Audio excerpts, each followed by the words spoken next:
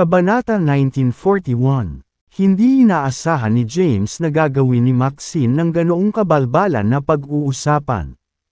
Huminto si Maxine sa pinto at nilingon si James na natigilan sa gulat habang sinasabi, "To be honest, I'd prefer Thea out of the picture." Nang matapos siyang magsalita ay tumalikod na siya at naglakad palayo. Pagkaalis niya, tumingin si Cynthia kay James at nagtanong, "James, ano ang sinusubukang gawin ni Maxine?" Kumuha si James ng sigarilyo at sinindihan. Matagal siyang humila at umiling. Sinabing, "Wala akong ideya kung ano ang nasa isip niya." Hindi mo ari ni James kung ano ang iniisip ni Maxine. Nakatuwang hiling ni Maxine na pakasalan siya ni James. Gayunpaman, kakaiba na sinusubukan din niyang kaladkarin sina Tiara at Cynthia dito.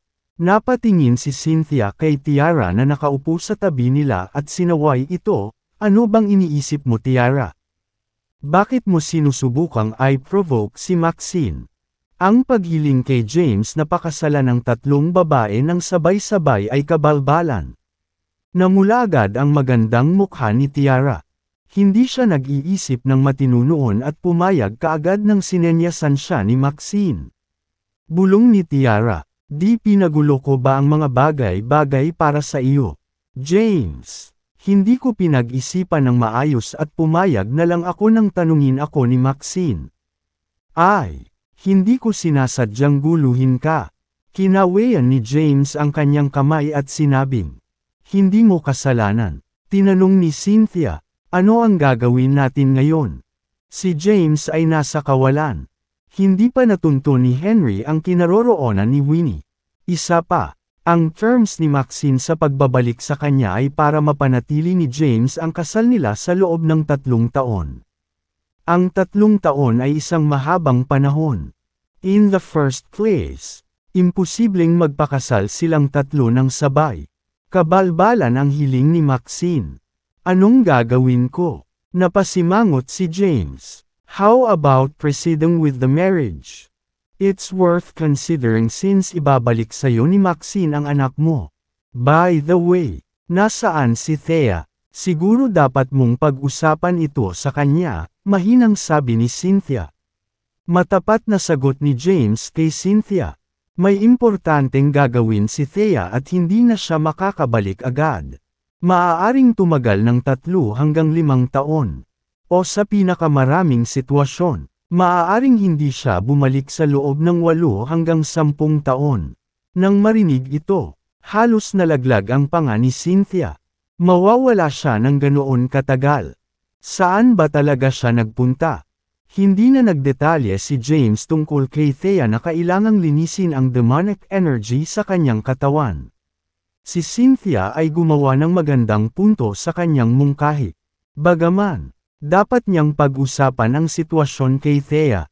"Aalis na ako ngayon. Babalik ako sa loob ng ilang araw." Tumayo si James at umalis. Pagkaalis niya, nagkatinginan sina Cynthia at Tiara. "Tiara, ganyan ka na ba kadesperadong pakasalan si James? Wala ka bang pakialam na may Thea na siya?" Ibinuka ni Tiara ang kanyang bibig ngunit walang lumabas. Maaaring hindi siya bumalik sa loob ng 8 hanggang 10 taon. Nang marinig ito, halos nalaglag ang panga ni Cynthia. Mawawala siya ng ganoon katagal. Saan ba talaga siya nagpunta? Hindi na nagdetalye si James tungkol kay Thea na kailangang linisin ang demonic energy sa kanyang katawan. Si Cynthia ay gumawa ng magandang punto sa kanyang mungkahi. Bagaman, dapat niyang pag-usapan ang sitwasyon kay Thea. "Aalis na ako ngayon. Babalik ako sa loob ng ilang araw." Tumayo si James at umalis. Pagkaalis niya, nagkatinginan sina Cynthia at Tiara. "Tiara, ganyan ka na ba kadesperadong pakasalan si James? Wala ka bang pakialam na may Thea na siya?" Ibinuka ni Tiara ang kanyang bibig ngunit walang lumabas na salita. Wala ba siyang pakialam? Paanong wala siyang pakialam? Hindi ba makatotohanan ang ayaw mong monopolyo ang pagmamahal ng kanilang mahal sa buhay? Sa kaibuturan niya, alam niya kung gaano ito kaimposible. He would not marry her. Even if she was fine about the fact that he already have Thea. Kumusta naman kayo? Itinuro ni Tiara ang tanong pabalik kay Cynthia. Ang tagal na natin, Cynthia. Kahit na hindi mo ipinakita ang iyong pagmamahal kay James.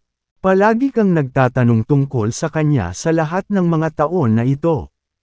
Obvious naman na gusto mo siya. Ayaw mo rin ba siyang makasama? Ha? Ngumisi si Cynthia. Kailangan pa ba tayong magkarelasyon dahil may nararamdaman lang ako para sa kanya? Kung hindi mo siya hahabulin, hindi ba mananatili na lang itong one-sided crush? Nagkaroon ng maikling pag-uusap ang dalawa. Sa pagkakataong iyon ay nakaalis na si James. Nakipag-ugnayan siya kay Henry at hiniling na ipagpatuloy niya ang paghahanap kay Winnie. Pagkatapos noon, sumakay siya ng pribadong eroplano at nagtungo sa kamara ng mga kasulatan sa bundok Thai. Baka hindi niya makita si Thea pero gusto pa rin niyang subukan. Kung hindi niya mahanap si Winnie, baka kailangan niyang pagbigyan ng mga kahilingan ni Maxine para masiguro ang kaligtasan ng kanilang mga anak. Kabanata 1942. Makalipas ang kalahating araw, dumating si James sa Mount Thai. Sa muling paghakbang, tinungo niya ang bangin kung saan matatagpuan ang kamara ng mga kasulatan. Sumisid siya sa tubig, pumasok sa kuweba sa ilalim ng lupa, at nakarating sa labas ng kamara ng mga kasulatan. Itinulak niya ang pintong bato at pumasok sa unang palapag ng tore. Walang laman ang unang palapag. Sigaw ni James habang nakatingin sa paligid. MS. Tagapangalaga. Nandyan ka ba? MS. Custodian. Si James naman. Kailangan kitang makausap. Swoosh. Sa sandaling iyon, may isang kislap ng puti na dahan-daang bumaba sa lupa, na nagpapakita ng imahe ng isang babae na nakasuot ng puting damit. Siya ay matangkad na may mislan at magandang hitsura, na nagbibigay ng ethereal aura. Ano ito? Ang kanyang boses ay maangin at masarap sa pandinig. Tanong ni James, nasaan si Thea? Gusto ko siyang makita. Dinadalisay ni Thea ang kanyang demonic energy sa ilalim ng lupa at ayaw niyang makakita ng mga bisita sa ngayon. Ito ay mad alien, dapat ko siyang makita. Sandaling ibinuka ng babae ang kanyang labi at sinabing, sige, ihahatid na kita sa kanya. Casual niyang iwinagayway ang kanyang kamay, at damaloy ang malakas na true energy mula sa kanyang manggas. At nilamon si James. Pakiramdam ni James ay lumabo ang kanyang paningin nang mawala sila sa lugar. The next thing he knew, nagpakita siya sa hindi pamilyar na lugar. Ano? Nagulat si James. Anong klaseng magic ang ginamit niya?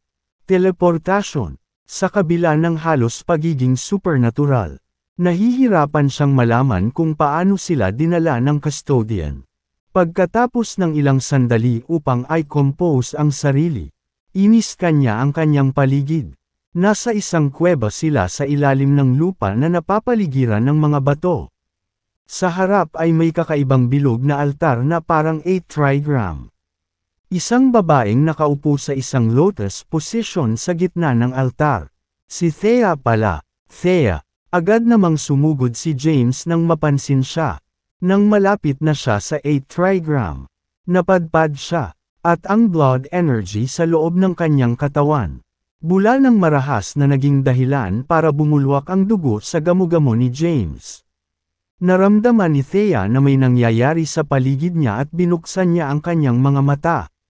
Nang makita niya si James, tumayo siya at naglakad para alalayan si James na tumalsik ng dugo. Naguguluhan niyang tanong, "Honey, bakit ka nandito? Ayos ka lang?" Marahang iwingayway ni James ang kanyang kamay at sinabing, "Ayos lang ako. May nangyari." "Ano ito?" tanong ni Thea. Seryosong sinabi ni James, "Nakidnap si Winnie." "Ano?" Nalungkot si Thea habang nagtatanong. "Anong nangyari? Paano nakidnap si Winnie?" Ipinaliwanag ni James ang nangyari. Hindi ko pa alam kung saan dinala ni Maxine si Winnie. Ginagawa ni Henry ang lahat para masubaybayan siya. Ang kondisyon ni Maxine sa pagbabalik ni Winnie ay ang magpakasal ako sa 3 babae at manatiling kasal sa loob ng 3 taon. Nang marinig ang paliwanag ni James, ang gulo ng isip ni Thea. Ano ang sinasabi mo? Nahuli ni Maxine si Winnie at pinipilit kang magpakasal sa 3 babae. Sino ang pinapapakasalan niya? Siya, Tiara, at Cynthia. Path. Humagalpak ng tawa si Thea. Paano ka matatawa sa ganyang sitwasyon? Ito ay isang magandang deal para sa iyo. Bakit mo ako hinanap? Bilasan mo at tanggapin mo ang kanyang proposal. Kung may mangyari man kay Winnie, hindi kita mapapatawad. Tinulak ni Thea si James. Hinihimok siyang umalis. Teka lang Thea, huminto si James at same time na nagtanong. Hindi ako makabuo ng anumang tamang plano. Kaya pumunta ako para talakayin ito sa iyo. Seryosong sagot ni Thea. Go ahead and marry them. Ibig kong sabihin, ayos lang basta ligtas ang anak natin. At saka, magtatagal pa ako dito. Maaaring tumagal ito ng higit sa 8 hanggang 10 taon. Paano mo gugugol ang lahat ng oras na iyon ng mag-isa? Kung meron man, I'm relieved 3 silang kasama mo. Seryoso si Thea sa mga salitang lumabas sa bibig niya. After having been through so much, she became more accepting of such things. Ngayong nagbabago na ang mundo, paano pa rin niya mahawakan ang mga konserbatibong prinsipyo? Thea, ako, sige. Dapat kang bumalik sa lalong madaling panahon. Huwag ka nang lalapit sa akin. Hahanapin kita kapag nalinis ko na ng buo ang Vernonic energy sa katawan ko. Itinulak ni Thea si James. Pilit siyang pinapaalis. Kabanata 1943, bahagyang pinitik ng Chamber of Scriptures custodian ang kanyang kamay. At isang puwersa ang lumabas mula sa kanyang manggas upang lamunin si James. Naging malabo ang kanyang paningin at nang muling idilat ang kanyang mga mata ay natagpuan niya ang kanyang sarili sa unang palapag ng kamara ng kasulatan. Natigilan si James. Imposibleng pakasalan niya ang 3 babae. Ang tanging nagawa niya ay hanapin si Winnie sa lalong madaling panahon. Pagkatapos niyang iligtas siya, hindi na niya kailangang mag-alala tungkol sa pananakot ni Maxine sa kanya. Biglang naisip ang omniscient deity. Ang omniscient deity ay marahil ang tanging ibang tao na nakakaalam ng kinaroroonan ni Winnie. Umalis si James sa Chamber of Scriptures at sumakay sa kanyang pribadong eroplano patungong Mount Jade. Pagkatapos ng kalahating araw, dumating ang pribadong eroplano sa Mount Jade. Natagpuan ni James ang omniscient deity sa likod ng bundok. Nakasuot siya ng dati niyang puting robe. Umupo siya sa isang bato sa likod ng Mount Jade na may kapirasong dayami sa kanyang bibig. Nandito ka na. Hindi lumingon ang omniscient deity. Lumapit si James. Umupo sa isang bato sa tabi ng omniscient deity. At sinabing, oo, nagkaroon ako ng ilang problema kamakailan. Ang pagkidnap ba kay Winnie ang tinutukoy mo? Ma'am. Tumango si James. Alam ng omniscient deity na kinidnap si Winnie at hindi nagulat si James dahil may pandaigdigang intelligence network ang Jade Sect. Lord Omniscient, pakisabi sa akin kung saan inilalagay ni Maxine si Winnie. Si James ay desperado na tumingin sa omniscient deity. Sinabi ng omniscient deity, maaari akong magpadala ng isang tao upang siyasatin ito para sa iyo. Ngunit wala akong maipapangako sa iyo. Sa katunayan, matagal ko nang pinapanood si Maxine at naguguluhan ako sa kung ano ang iniisip o sinusubukan niyang gawin. Tumayo si James at sinabing, thank you in advance. Gagawin ko ang lahat, ngunit hindi ko magagarantiya na mahahanap ko siya. Tumango si James. Kung hindi siya matagpuan ng omniscient deity, kung gayon walang sino man ang nagkaroon ng pagkakataong mahanap ang kanyang anak na babae. Mag-leave muna ako. Hindi na nagtagal si James. Pagkatapos makipag-usap sa omniscient deity, tumalikod siya at umalis. Sumakay si James sa kanyang pribadong eroplano at bumalik sa Kensington.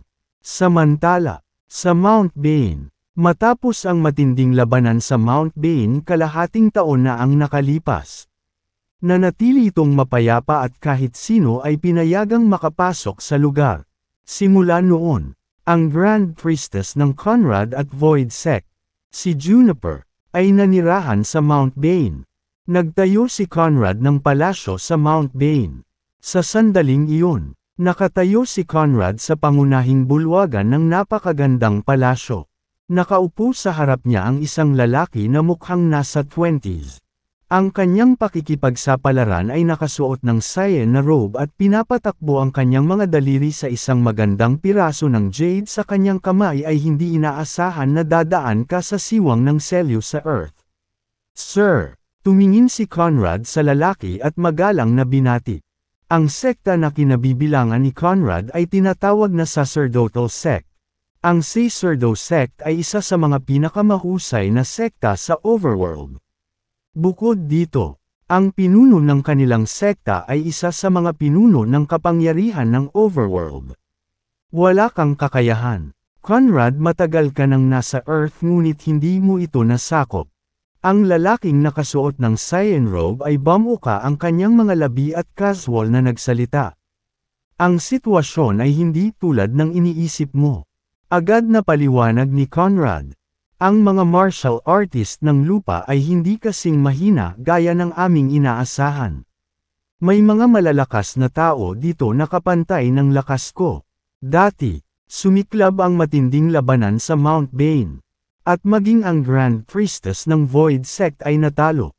Hindi ko kayang labanan ang mga tao sa lupa gamit ang aking lakas na mag-isa. Wala akong choice kundi mag-compromise sa ngayon. Ikinwento ni Conrad ang mga pangyayari sa kompetisyon para sa mahiwagang prutas. Habang nagsasalita, kinuha niya ang kanyang telepono at nagbigay ng kanilang impormasyon tungkol sa maraming tao. Ang mga taong ito ang kasalukuyang pinakamalakas sa Earth. Kapag naalis na natin ang mga ito, madali na nating masakop ang lupa at makapaghanda para sa pagdating ng ating sekta. Maingat na binasa ng lalaking nakasuot ng cyan robe ang impormasyon. Kabanata 1944, kasama sa mga tao sa listahan ang omniscient deity, ang prinsipe ng Orchid Mountain, Thyres, James, at Thea. Matapos suriin ang impormasyon, sumagot ang lalaking naka-cyan robe. Sige, dahan-dahan ko silang aalisin. Dahil nandito ako, dapat tingnan kung mabuti ang Earth. Walang kamalay-malay si James na isa pang mabigat na tao mula sa Overworld ang dumating sa Earth. Kung ikukumpara kay Conrad, mas nakakatakot ang taong ito. Kaya't kahit si Conrad ay napilitang kausapin siya ng may paggalang dahil sa takot at kaba. Sa sandaling iyon, dumating si James sa Kensington. Hindi siya bumalik kaagad sa Callahan's Villa pagkarating niya. Sa halip, tumungo siya sa bahay ni Cynthia. Pansamantala siyang nanatili sa kanyang lugar at hindi nakipag-ugnayan kay Maxine. Naghintay si James ng mga update mula kay Henry at sa omniscient deity. Pagkaraan ng 3 araw, lumitaw ang omniscient deity sa Kensington. Lord Omniscient, paano ito? May balita ka ba kung nasaan si Winnie? Naiinip na tanong ni James. Bahagyang umiling ang omniscient deity at sinabing, nagpadala ako ng isang tao para mag-imbestiga ngunit hindi nila natunton ang kinaroroonan ni Winnie. Hindi ko alam kung nasaan siya at hindi ko kayo matutulungan. Bagay na ito. Nang marinig ito, natigilan si James. Hindi niya mahanap. Ano ang dapat kong gawin ngayon? Kailangan ko ba talagang pumayag sa hiling ni Maxine at pakasalan ang 3 babae? Samantala, sinusubaybayan ni Maxine ang mga galaw ni James. Alam niyang pumunta si James sa Mount Thai ngunit hindi niya alam ang dahilan kung bakit siya pumunta doon. Higit pa rito, Alam pa niyang binisita ni James ang Mount Jade at halos nahulaan niya na ito ay para humingi ng tulong sa Mount Jade sa paghahanap ng kanyang anak.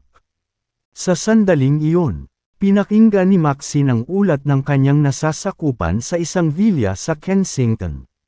Isang malabong ngiti ang nabuo sa kanyang mukha. Kinuha niya ang phone niya at tinawagan si James. Maya-maya, tumunog ang tawag. Ilang araw na. James, nakapagdesisyon ka na ba? Bibigyan kita ng isa pang araw. At kung tatanggihan mo ang aking alok, maaari kang maghintay upang kunin ang bangkay ni Winnie. Huwag isipin na ito ay isang walang laman na pagbabanta. Mananatili akong tapat sa aking salita. Nang sisigot pa sana si James ay ibinaba na ni Maxine ang tawag. Tiningnan siya ng omniscient deity at nagtanong. Si Maxine ba iyon? Oo, seryoso ang itsura ni James. Nagtanong ang omniscient deity, ano ang ipinagagawa sa iyo ni Maxine? Napatingin si James kay Tiara at Cynthia na nakaupo sa gilid. Pagkatapos ng maikling pag-alinlangan, sumagot siya, gusto niyang magpakasal ako ng 3 babae ng sabay-sabay. Nabigla, sinabi ng omniscient deity. I'm sorry for disturbing you. Aalis na ako agad. Panginoong Omniscient, sigaw ni James. Gayunpaman, ang Omniscient deity ay tumalikod at umalis. Umupo si James sa sofa at marahang minasahe ang kanyang mga templo. Anong gagawin ko? Kailangan ko na ba talagang umamin kay Maxine? Saglit na naghihirap si James habang kinuha ang kanyang phone para tawagan si Maxine. Maxine, pumapayag ako sa mga hinihingi mo. Pero kailangan mo munang ipakita sa akin si Winnie. Wala sa tanong yan. I told you. Ibabalik ko sa iyo ang bata after 3 years of marriage. If you agree to my terms, I won't hurt her and will care for her as if she's my own child. Agad na binitukan ni Maxine si James. Wala bang puwang para sa negosasyon? Tanong ni James. Hindi, mariing sabi ni Maxine, dahil pumayag ka na. Tapos gamit na ito, hindi mo na kailangang mag-alala tungkol sa iba. Ipapahayag ko sa mundo na ang kasal ay gaganapin sa Floret Palace. Congratulations! Magpapakasal ka ng 3 dilag ng sabay-sabay. Ikaw ang magiging pinakamasayang tao sa mundong ito. Kabanata 1945. Ang orihinal na intensyon ni James ay linlangan ni Maxine na makipagbalikan muna kay Winnie. Ang kanyang lakas ay magbibigay daan sa kanya upang bawiin si Winnie mula sa kanya. At si Maxine ay hindi na magkakaroon ng lakas sa kanya. Gayunpaman, tumanggi si Maxine na makipag-ayos at handa na lamang siyang makita ni James si Winnie pagkatapos na manatili silang kasal sa loob ng 3 taon. Pagkatapos niyang ibaba ang telepono, si James ay nakaupo sa sofa na nag-iisip. Anong gagawin ko? Kailangan ko ba talagang pakasalan silang 3? Wala sa tanong yan. Nasa akin na si Thea. Hindi ako magpapakasal sa ibang babae. James. Umabot sa tenga ang boses ni Cynthia. Bumalik sa katinuan si James. Lumingon sa kanya, at nagtanong, Ma'am, anong mali? Anong sabi ni Maxine? Tanong ni Cynthia. Napabuntong hininga si James at sinabing, She isn't willing to negotiate with me and insists to handle Winnie after the 3 years of marriage is up. Hindi ko alam kung nasaan si Winnie ngayon. At nag-aalala ako hanggang sa impyerno dahil hindi ko alam kung anong klaseng tao na ba si Maxine. Kung ganoon ay kailangan mo na lang kaming pakasalan. Saglit na nag-isip si Cynthia at sinabing, sa huli, ikaw ang higit na nakikinabang. Saglit na tiningnan ni James sina Cynthia at Tiara at sumagot, I have no choice but to compromise for now. Tumanggi pa rin akong pakasalan kayong 3. Paano kung mag-act kayong 2 sa akin ngayon? Pagkatapos kong makakuha ng impormasyon sa kinaroroonan ni Winnie, gagawa ako ng plano para iligtas siya. Tanong ni Cynthia, anong klaseng kilos? Sabi ni Tiara, gagawin ko ang sinabi mo. James, Sagot ni James. Plano kong magpanggap na makikipag-ayos kay Maxine sa ngayon at ituloy ang kasal. Gagamitin ko ang oras para magkaroon ng magandang relasyon sa kanya at susubukan kong makuha ang impormasyong kailangan ko. Kapag pinabayaan niya ang kanyang pagbabantay, baka sabihin niya sa akin kung saan niya itinatago ang aking anak. Sabay na tumango ang dalawang babae. Ha! Huminga ng malalim si James. Ito ang tanging pagpipilian sa ngayon. Kinuha niya ang phone niya at tinawagan si Henry. James. Boses ni Henry galing sa phone. Itinuro ni James. Ituloy ang pagsubaybay kay Winnie at bigyang pansin ang mga aktibidad ni Maxine. Imbestigahan ang mga taong nakausap niya at sundan sila para makita kung mahahanap mo si Winnie. James. Yun na. Problemadong sinabi ni Henry. Si Maxine ay hindi isang regular na babae. Siya ay isang makapangyarihang martial artist. At ang ating mga tao mula sa Dragonville ay hindi makakasunod sa kanyang kaligtasan. Matutuklasan tayo sa lalong madaling panahon na malapit na tayo sa kanya. Mag-isip ng isang bagay at hanapin si Winnie kahit anong mangyari. Sige, gagawin ko ang aking makakaya. Matapos makipag-usap sa telepono kay Henry, binaba ni James ang tawag. Samantala, lumabas ang isang post sa Martial Arts Forum. Pagkalipas ng 3 araw, ikakasal si James sa 3 magagandang babae sa Floret Palace. Ang kanyang mga nobya ay sina Maxine, Cynthia, at Tiara. Ang mga martial artists sa buong mundo ay iniimbitahan sa Floret Palace para saksihan ang masayang okasyon. Pagkalabas pa lang ng balita ay nagdulot agad ito ng matinding sensasyon. Sumikat si James sa buong Seoul at sa pandaigdigang sinaunang martial world. Alam ng lahat na may asawa na si James si Thea. Sa paglabas ng balita, ito ang pinakamainit na paksa. Anong nangyari? Bakit 3 babae ang pinakasalan ni James? Ang swerteng lalaki. Alam mong si Maxine ang prinsesa ng Floret Palace. Pero sino sina Cynthia at Tiara? Hindi ko alam na hindi ko pa nakita o narinig ang tungkol sa kanila dati. Si James ay nasa bahay ni Cynthia sa Kensington nang malaman niya ang balita. Kumunot ang noo niya at sinabing, I didn't expect Maxine to act so fast. Inayos niya ang kasal na gaganapin sa loob ng 3 araw. Wala akong masyadong oras. Saan ba talaga ako pupunta para hanapin si Winnie? Kabanata 1946. Habang nag-iisip si James ay nakatanggap siya ng tawag mula kay Maxine. Humanda ka, may ipapadala ako sayo, Cynthia, at Tiara sa Floret Palace. Pagkatapos magsalita ni Maxine, ibinaba niya ang telepono nang hindi binibigyan ng pagkakataong magsalita si James. Galit na galit ang ekspresyon ni James. Ngayon na ang mga bagay ay dumating sa ganito. Maaari na lamang niyang magpatuloy sa mga bagay sa isang hakbang sa isang pagkakataon. Gayunpaman, tumanggi siyang sumuko. Tinawagan niya si Delaney at hiniling sa kanya na gamitin ang mga koneksyon ng Mount Thunder Sect para hanapin si Winnie. Maya-maya, dumating na ang mga taga-sekta ni Maxine. Sumunod naman si James at umalis ng walang kagatol-gatol. Pinasakay ng mga alagad ng Floret Palace ang 3 sa isang sasakyan at inihatid sila sa airport. Doon, sumakay sila ng eroplano at tumungo sa lungsod kung saan matatagpuan ang Floret Palace. Ang Floret Palace ay isang sekta na itinatag ni Maxine sa loob ng hangganan ng Seoul. Ito ay matatagpuan sa ibabaw ng isang bulubundukin. Ang isa sa mga bundok ay nakataas sa langit. At isang maringal na gusali ang itinayo sa tuktok nito. Pagkarating sa Floret Palace, inihatid si James sa isang silid sa bakuran ng gusali. Nagkaroon ng eleganteng ambience ang kapaligiran. May mga huni ng mga ibon sa gitna ng maraming mabangong bulaklak.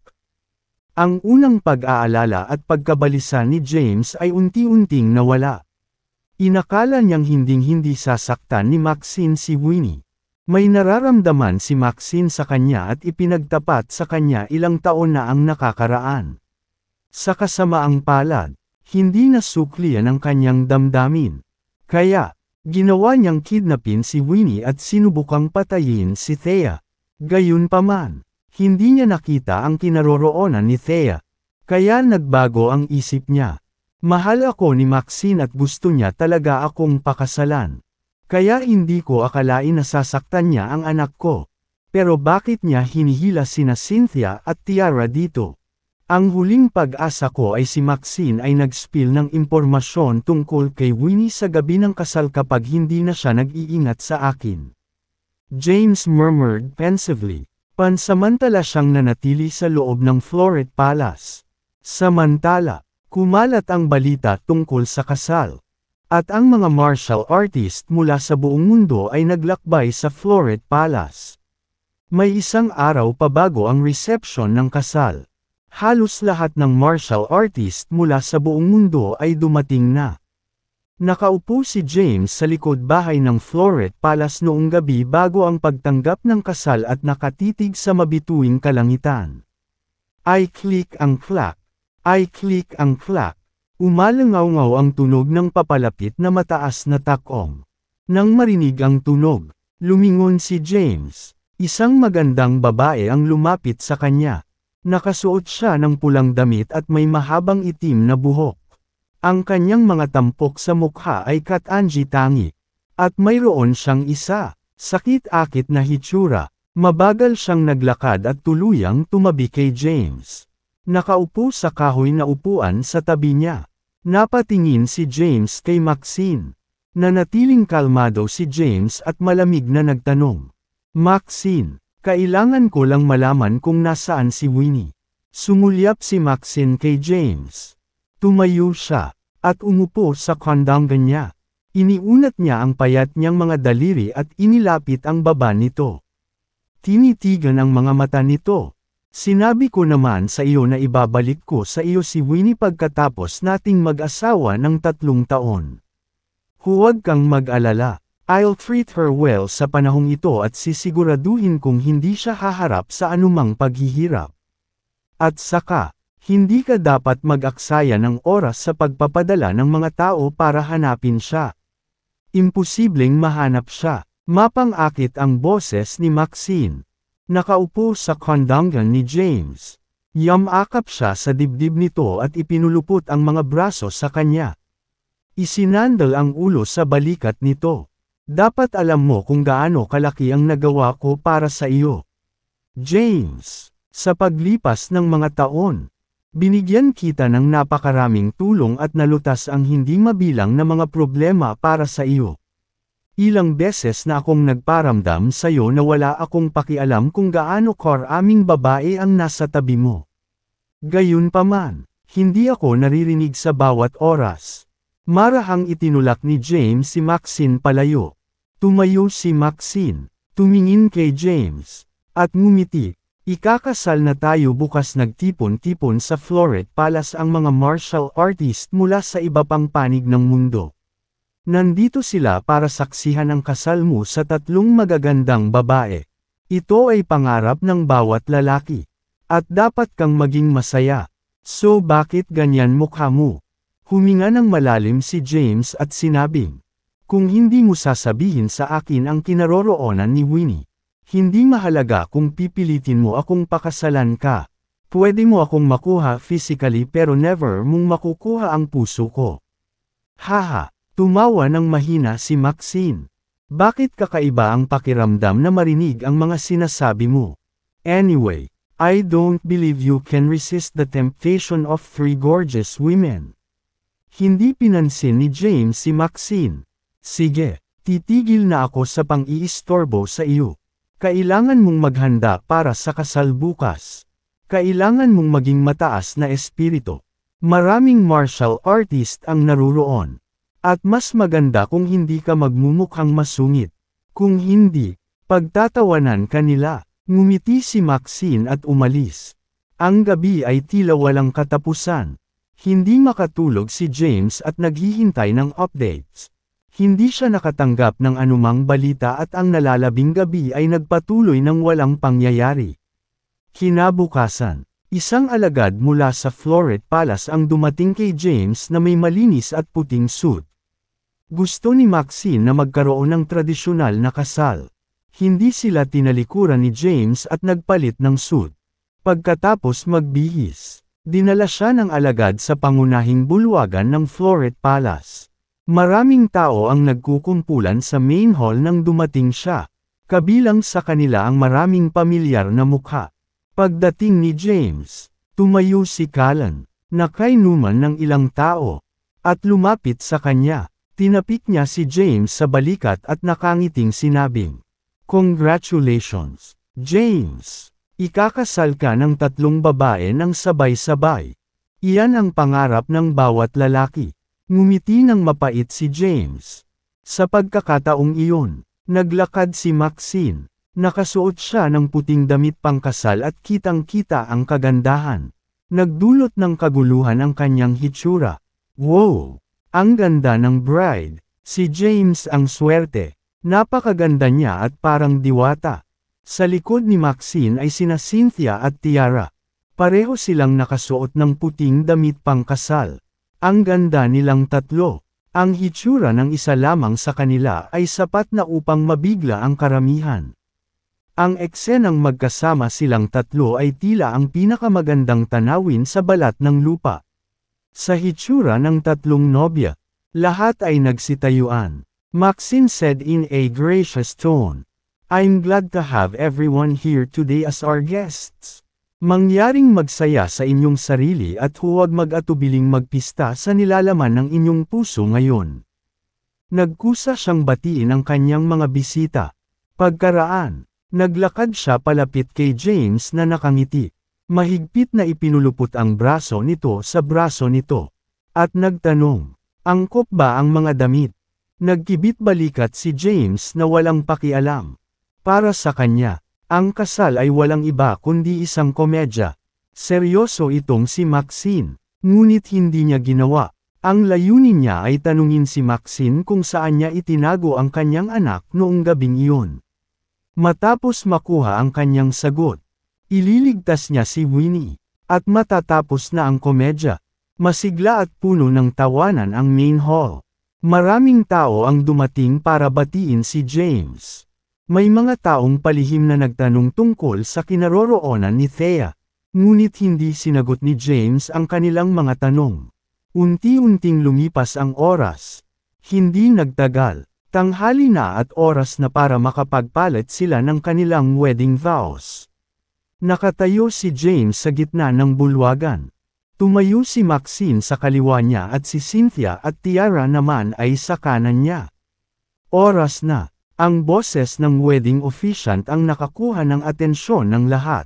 Habang nagaganap ang pagpapalitan ng mga panata sa palasyo ng Floret, isang grupo ng mga tao ang lumitaw sa paanan ng bundok. Nangunguna ang isang taong nakasuot ng cyan robe. Sa likod niya ay si Conrad at ilan sa mga alagad ng sacerdotal sect. Ang taong nangunguna ay walang iba kundi ang matandang disipulo ng sacerdotal sect. Nakalalabas lang sa Earth ilang araw na ang nakakaraan. Noong una, gusto niyang tanggalin isa-isa ang mga martial artist ng Earth. Hindi niya inasahan na magdaraos ng engranding kasal si James at mag-imbito ng mga martial artist mula sa iba pang panig ng mundo sa Floret Palace. Para bang binibigyan niya ng pagkakataon ng sacerdotal sect. Sa sandaling talunin at i-recruit nila ang mga martial artist na naruroon sa reception ng kasal. Magagawa nilang mangibabaw sa mundo. Sa pangunahing bulwagan, si James ay nagsusuot ng problemadong ekspresyon. Kailangan ko ba talagang sabihin ang aking mga panata? Hindi ko pa nagagawa ito kay Thea. Kabanata 1948, tumigil ka. Sa sandaling iyon, isang boses ang umuugong sa bulwagan. Napatingin ang lahat sa direksyon ng tunog at nakita ang isang binata na naglalakad papunta sa bulwagan. Nakasuot siya ng plain coat at may hawak na mahabang espada sa kanyang kamay. Di ba taga-Tacrieres yan si Sky? Bakit siya nandito? Maraming tao ang nagsimulang magbulungan ng haka-haka tungkol sa biglang pagsulpot ni Sky. Kumunot ang noo ni Maxine nang makita si Sky. Samantala, lumiwanag sa tuwa ang mukha ni James. May dumating para i-crash ang kasal. Tumingin si Maxine sa nagtatampo na si Sky na walang pakialam at malamig na sinabi. Ano ang ibig sabihin nito? Sky. Pumasok si Sky sa main hall. Sumulyap siya kay James. Saka lumingon kay Maxine. Nagtatanong, bakit? Kalmadong ibinalik ni Maxine ang kanyang tanong. What do you mean why? Nagsimulang maiyak si Sky. Hindi ba maganda ang pakikitungo ko sa iyo noong nakaraang taon? Gayunpaman, sinusubukan mong pakasalan si James sa likod ko at kusang loob na maging kanyang may bahay. Nasisiraan ka na ba ng isip? Maxine, ito ang desisyon ko at wala itong kinalaman sa iyo. Kung narito ka para dumalo sa kasal, humanap ng iyong sarili ng upuan at uminom. Kung hindi, mawala ka. Tinalikuran siya ni Maxine. Naintriga agad ang mga bisita sa eksena. May romantic feelings din si Sky kay Maxine. Mabilis na pumagitna si James sa kanila at sinabing, Sky, since you've come all the way, huwag ka munang umalis. Ayusin natin ito bilang mga lalaki. Hindi ako magpapakasal kay Maxine kung matalo mo ako. At makukuha mo siya. Ikaw. Nagdilim ang mukha ni Sky. At galit na galit siyang umungal. Huwag mo na akong tignan. Mababa ba ang tingin ko sa kanya? Naguguluhan si James. Anong ibig mong sabihin? Sky, natatakot ka bang kunin ako? Namula ang balat ni Sky at nagsimulang mautal. Hindi magawang pagdugtungin ang kanyang mga salita. Tinangka siyang itaboy ni Maxine. Umalis ka na sa Floret Palace ngayon. Mula ngayon, tinutuligsa ko ang pagkakasangkot ko kay Takrires at wala akong pakialam sa mga gawain ng iyong bansa. Haha, galit na galit si Sky. Hindi siya nagkaroon ng interes sa mga babae noon. Gayunpaman, biglang sumulpot si Maxine at sinabing handa siyang tulungan siya. Unti-unti siyang nagkakaroon ng nararamdaman para sa kanya. Gayunpaman, nais ni Maxine na magpakasal sa iba. Shing! Hinugot niya ang kanyang espada. Tanggapin mo ang hamon mo. James, kahit hindi ako kalaban mo, lalapitan kita dala lahat ng meron ako. Gawin natin ito. Umungol si Sky. Tahimik na tumabi sina Cynthia at Tiara. Kinagat ni Maxine ang kanyang mga ngipin. Sa tingin mo ba natatakot ako sayo? Tinuya siya ni James at umaksyon. Hinawakan ni Sky ang kanyang espada at umatake din. Arg! Nahiwa ang braso ni James. At umagos ang dugo sa hiwa. Napaatras ang kanyang katawan. At bumagsak siya sa lupa. Nagpumiglas siyang bumangon sa lupa at napabulalas. Paano ka malakas? Hindi ako kapares sayo. Kakanselahin ko ang kasal. Habang nagsasalita siya, tumingin siya kay Maxine. Maxine, parang hindi tayo meant to be together, hindi ko kayang panindigan si Sky. Kaya hindi ako karapat dapat napakasalan ka. Seryosong wika ni James. Gayunpaman, dumilim ang mukha ni Maxine bilang tugon. Nakakunot ang noo niya habang sumirit.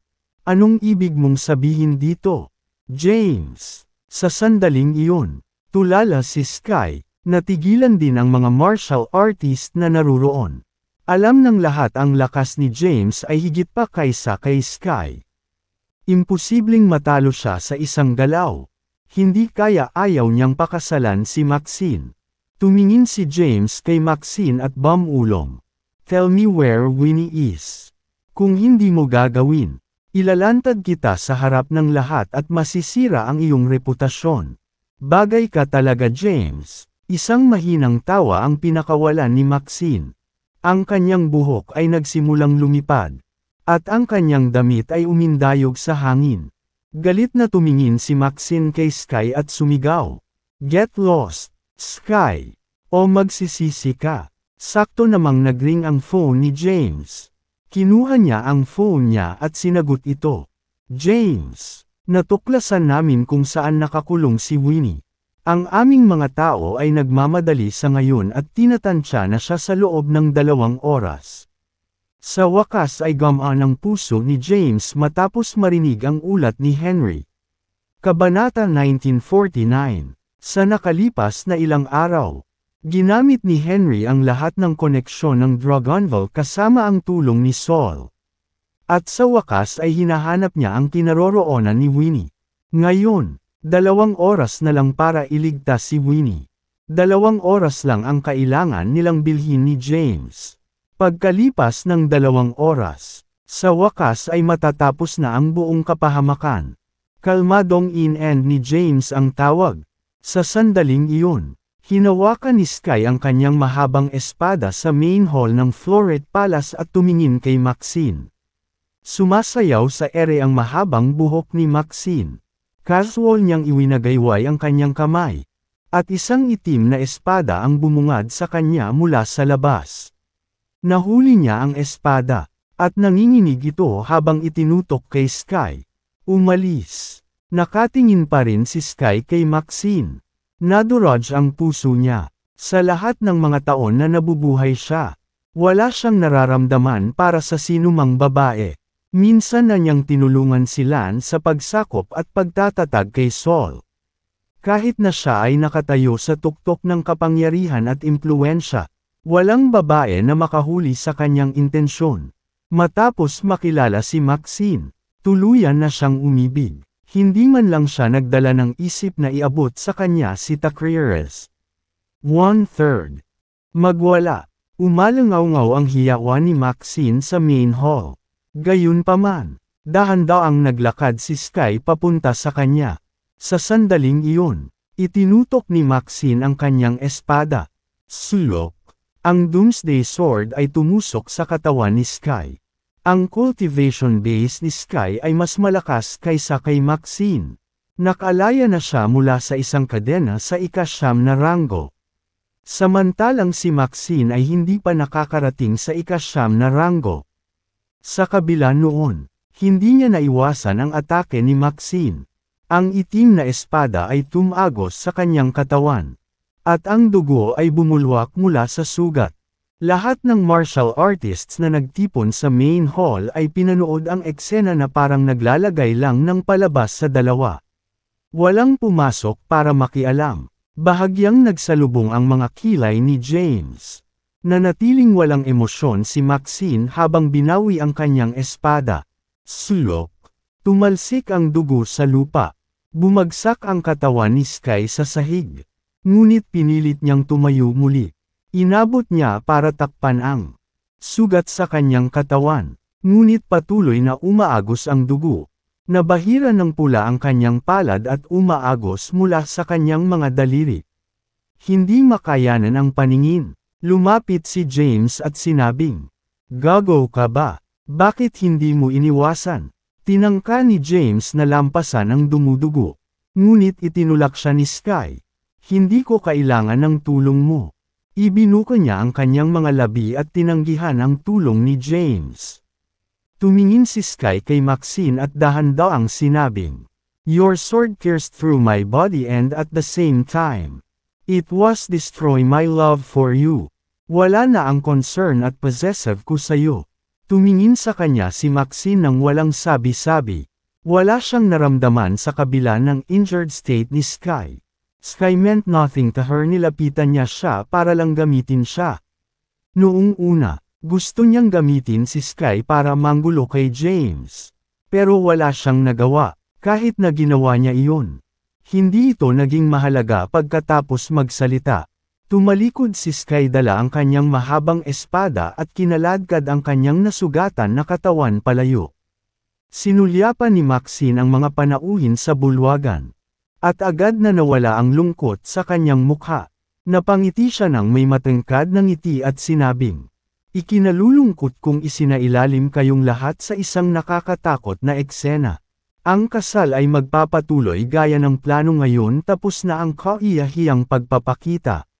Gusto pa niyang pakasalan si James.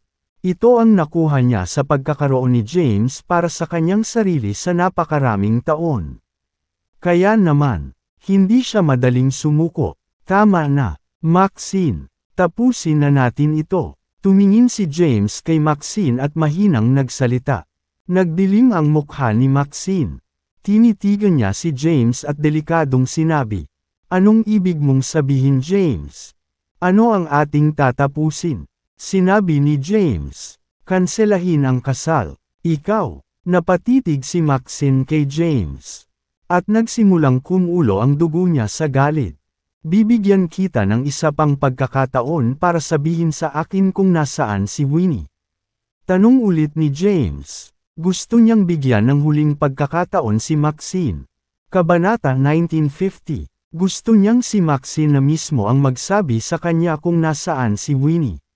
Kung hindi, kailangan niyang harapin ito ng walang awa upang maiwasan ang gulo nito. Haha, isang baliw na tawa ang pinakawalan ni Maxine. Ito ba ay isang gawa sa lahat ng panahon? Ang mga panauhin na nagtipon sa pangunahing bulwagan ay natulala. Nagtataka kung ano ang nangyari. Anong nangyayari? Mukhang nag-aaway sila. Paano naging ganito ang isang masayang reception ng kasal? Winnie. Bakit dinadala si Winnie? Inagaw ba ni Maxine ang anak ni James at ginamit ang anak niya para takutin itong pakasalan? Nagsimulang mag-usap ang maraming tao sa pananahimik na bulong. Napatingin si James sa galit na si Maxine at mariing nagsalita. I'm going to ask you last time. Nasaan si Winnie? Binigyan siya nito ng isa pang pagkakataon. Gusto niyang maniwala sa puso niya na hindi masama si Maxine kundi nabulag lang ng pag-ibig. James. Napatingin si Maxine kay James at napakagatlabi. Nangingilid ang luha sa kanyang mga mata at namuo sa kanyang pisngi. Sa sandaling iyon, isang tao ang ipinadala na lumipad sa pangunahing bulwagan. Ang lahat ay mabilis na umiwas. At ang mga tao ay nabangga sa isang mesa, na nagkapira-piraso. Bang! Nagkaroon ng malakas na putok nang bumagsak siya sa lupa. At ang buong bulwagan ay tila nangingibabaw sa epekto. Ibinaling ni James ang kanyang tingin sa taong lumipad sa bulwagan at bumagsak sa lupa. Napagtanto niyang si Sky pala ang ilang saglit na umalis. Nagulat ang lahat. Anong nangyari? Pilit na hinayla ni Sky ang sarili. Haha, siguradong buhay na buhay dito. Isang malakas na tawa ang nagmula sa labas ng pinto. Maya-maya, isang grupo ng mga tao ang pumasok sa main hall. Ang nangunguna ay ang nakatatandang disipulo ng sacerdotal sect. Nakasunod sa likuran niya si Conrad at 12-dosenang mga disipulo. Nang makita ang paparating na grupo ng mga tao, ang mga martial artist ay nag-iingat na tumingin, ang ilan ay mahigpit na kumapit sa kanilang mahabang espada. Napakasigla dito. Ang lahat ng mga martial artist mula sa Earth ay natipon sa isang maginhawang lugar. Ito ay tiyak na Nagel iligtas sa akin ng problema sa paghahanap sa inyong lahat ng paisa-isa. Ang matandang disipulo ng sacerdotal sect ay tumingin sa mga martial artist sa bulwagan at isang sardonic na ngiti ang nabuo sa kanyang gwapong mukha.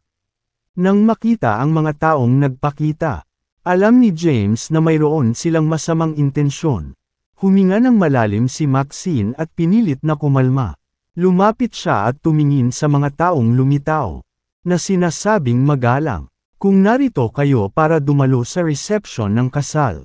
Pagkatapos ay maupo kayo at tulungan ang inyong sarili sa pag-inom ng alak. Kung nandito ka para sa ibang bagay, please umalis ka na. Nag-gesture siya para umalis na sila. Ngumisi ang matandang disipulo ng sacerdotal sect. Haha, tumawa siya. Pagkatapos, agad niyang itinaas ang kamay at itinulak ang palad na paarap. Agad siyang humarap kay Maxine. Bago pa siya makapag-react, natama na ng palad niya si Maxine ay tumilapon siya at nontog sa pader. Bumagsak ng mahina sa mga guho. Ano? Natahimik ang bulwagan na puno ng daan-daang tao. Ang sacerdotal sect ay sumalakay sa sandaling lumitaw sila. Ngunit walang nang ahas na tumayo sa kanila dahil alam nilang sila ay masyadong mahina. Hindi sila tugma sa party ni Conrad, ang pinakadakilang martial artist sa Seoul, ang omniscient deity, ang Prince of Orchid Mountain. At Tyrus ay hindi dumalo sa reception ng kasal. Ilang 9th-ranked grandmasters lang ang naruroon. Kasama si Thomas at ilang iba pa. Lumingon si James para tingnan ang sitwasyon. Nakatayo na si Maxine mula sa mga guho at tinulungan ni Cynthia at Tiara. Samantala, nakaupo si Sky sa isang lotus na posisyon na may mapupulang kutis. Hinihimok ang kanyang true energy na sugpuin ang kanyang mga pinsala. Tumingin ang matandang disipulo ng sacerdotal sect sa mga tao sa main hall. Nang magtama ang kanilang mga tingin, lahat sila ay hindi sinasadyang napaatras. Kung ano ang isang pagkabigo, bahagyang umiling ang matandang disipulo ng sacerdotal sect. Dismayadong sabi niya, ang pinakamalakas na martial artist, ang omniscient deity, Prince of Orchid Mountain, at ang iba pa ay wala rito. Mukhang kailangan ko pang dumaan sa problema sa paghahanap sa kanila pagkatapos makipag-ayos sa inyo. Kabanata 1951. Ang pangalan ng senior na disipulo ng sacerdotal sect ay si Zane Judah. Si Zane ay medyo bata sa mga 30 taong gulang. Ipinanganak siya sa overworld, at naging pinuno ng sacerdotal sect. Kasama ng kanyang sariling talento, nakaipon na siya ng mabigat na cultivation base sa murang edad.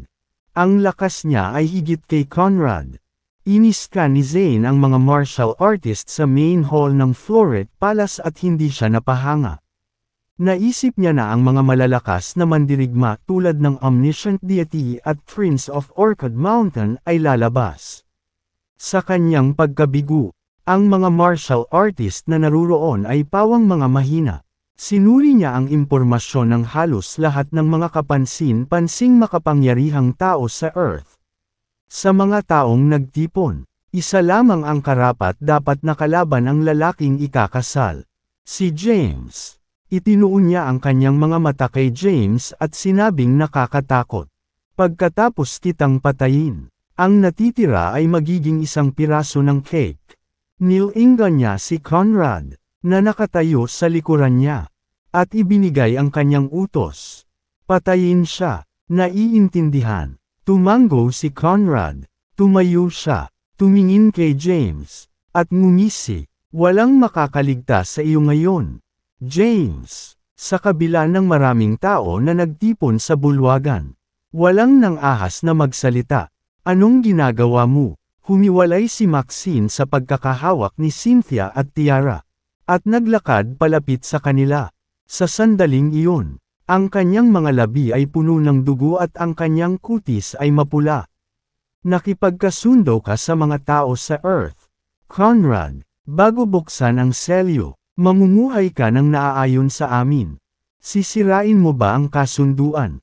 Mapatla ang mukha ni Maxine. Ngunit hindi siya nagpakita ng takot sa kanyang mga kalaban. Haha, mamuhay ng magkakasundo. Ngumisi si Conrad at nagdilim ang kanyang ekspresyon habang sinasabi niya, ang mga makalupa ay makasalanan lahat. Kasalanan ng mga ninuno mo kung bakit naging kulungan ang mundo natin. Kapag nabuksan na ang selyo, mamamatay kayong lahat. Kinastigo ni Zane si Conrad.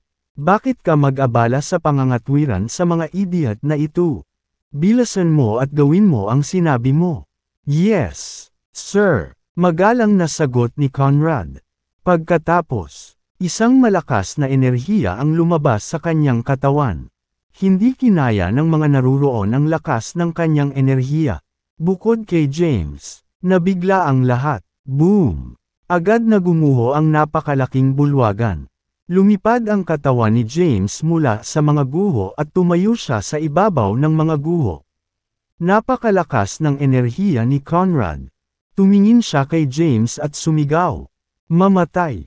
Sa sandaling magsalita siya, lumukso siya at humarap kay James sa susunod na sandali. Itinapat niya ang palad sa noo ni James. Nagpakawala ng makapangyarihang calm energy na nagpayaman sa paligid.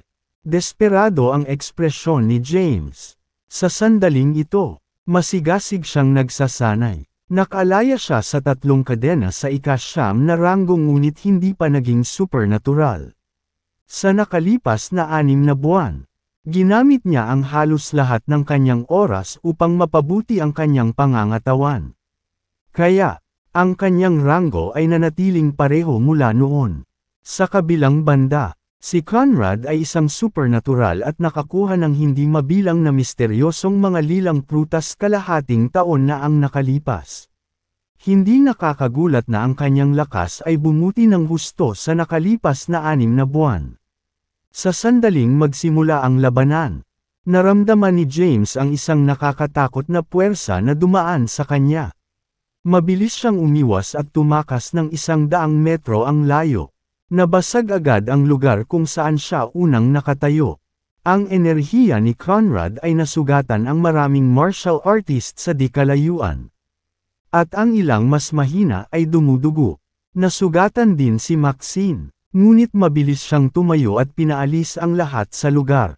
Hindi pinansin ng senior disciple ng sacerdotal sect ang mga tumatakas na martial artist dahil maliit pa sila sa kanya. Mas mabuting patayin muna ang mga malalakas na martial artist. Kapag naalis na niya ang mga nangungunang powerhouse, madali nilang makokontrol ang Earth. Sa mga taong kilala niya, kakaunti lang ang nagbabanta sa kanya ang omniscient deity, Prince of Orchid Mountain, James, at Thea. Wala sa iba ang naging malakas. Kahit na ang blood rays ay wala sa kanyang mga mata. Conrad, tapusin mo na ta. Utos ni Zane. Sige. Matapos matanggap ni Conrad ang utos, tumindi ang inilabas niyang enerhiya. Sinugod niya si James sa bilis ng liwanag. Sa isang kisap mata ay lumitaw sa harap niya. Bago pa makapag-react si James ay nataman na si Conrad. Binuhat ni Conrad si James. Nagpumiglas si James na gumawa ng counterattack.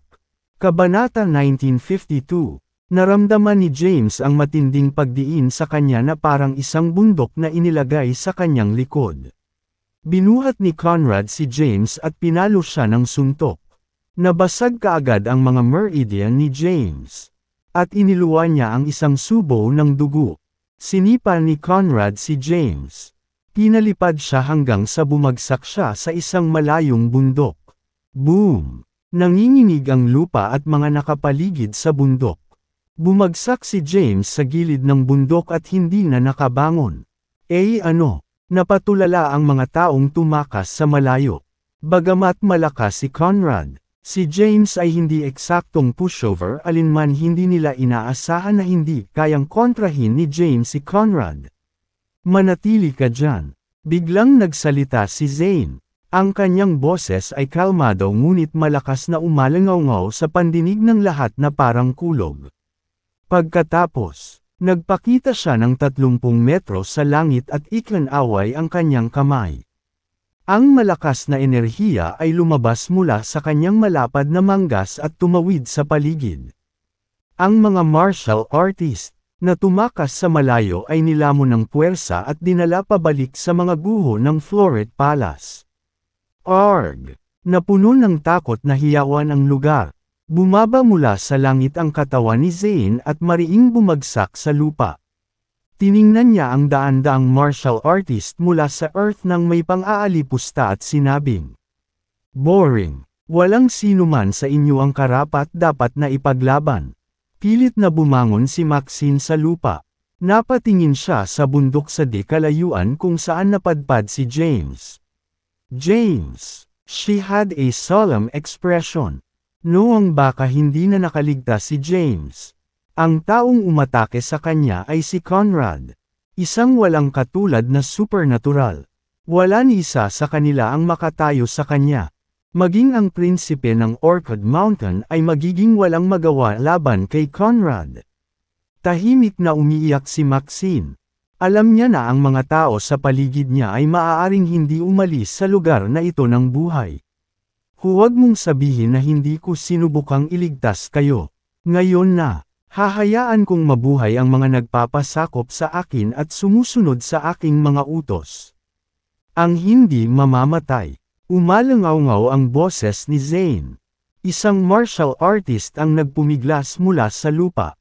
Pinandilatan ng mata si Zane. At malamig na sinabing, "No way, sige at patayin mo kami. Hindi mo kailangang mag-aksaya ng oras sa pagbubuga ng kalokohan. Ikaw ay isang matigas na tao. Hindi ba?" Ngumiti ng mali siya si Zane. Ikinumpas niya ang kanyang kamay. At ang makapangyarihang enerhiya ay dumaan patungo sa mga martial artist na nagsalita pabalik sa kanya. Nainilapit siya. Hinawakan ni Zane ang buhok ng lalaki at itinutok ang palad sa dibdib ng lalaki. Napakalakas na enerhiya ang ipinadala sa kanyang katawan. Casual na itinapon ni Zane ang tao sa lupa na parang basura. Ang katawan ng martial artist ay sinalanta ng enerhiya at agad itong namatay. Nanatiling tahimik ang daan-daang martial artist mula sa Earth. Wala ni isa sa kanila ang kumilos. Samantala, sa malayong bundok, nagtamo ng matinding pinsala si James. Hindi pa siya nakararanas ng ganitong kasamang kalagayan. Hindi inaasahan ni James na hindi niya kayang tanggapin si Conrad. Gustong-gusto niyang bumangon mula sa lupa, ngunit ang matinding sakit ay kumalat sa kanyang katawan nang kumilos siya. Namula ang mukha niya sa sakit. Inactivate ni James ang Novenary Golden Body CD. Pumasok si Empyrean Spiritual Energy sa kanyang katawan at mabilis na inayos ang kanyang mga sugat. Naramdaman ni Zane ang maringal na Empyrean Spiritual Energy na nagtitipon sa malayong bundok at tumingin sa direksyon na may gulat na ekspresyon sa kanyang mukha. Kabanata 1953, napapikit si Zane. Ang Empyrean Spiritual Energy ng Earth ay kakaunti. Ngunit naramdaman niya ang isang napakakonsentradong dami nito sa di kalayuan. Nangangahulugan iyon na ang taong kumukuha ng enerhiya ay nagsasanay ng isang napaka-advanced na paraan ng paglilinaw. Ikinumpas niya ang kanyang kamay. At isang puwersa ang bumaril mula sa kanyang manggas. Si James, na nag-activate ng Novenary Golden Body CD sa pagkawasak, ay natangay ng puwersa at kinaladkad sa harap ni Zane. Hindi pa siya namatay. Ngayon ay si Conrad naman ang natulala. Sa lakas na ginawa niya, alam niyang walang iba kundi isang supernatural ang makakaligtas sa pag-atake. Sa hindi pagkakataon, nakaligtas si James dito. Bumagsak ang katawan ni James sa lupa at lalong lumala ang kanyang mga sugat. Hindi na niya napigilan ang nagkakagulong enerhiya ng dugo sa kanyang katawan at nagsuka ng isa pang subo ng dugo. Namamatay sa lupa sa ilalim niya na pula. James. Nang makita niyang buhay si James, sumugod si Maxine para subukang tulungan siyang makatayo. Bago pa siya makalapit sa kanya, pinalipad siya muli at nagdamo ng maraming pinsala. Nagpumiglas siya mula sa lupa at pinandilatan sina Zane, Conrad, at iba pang mga disipulo.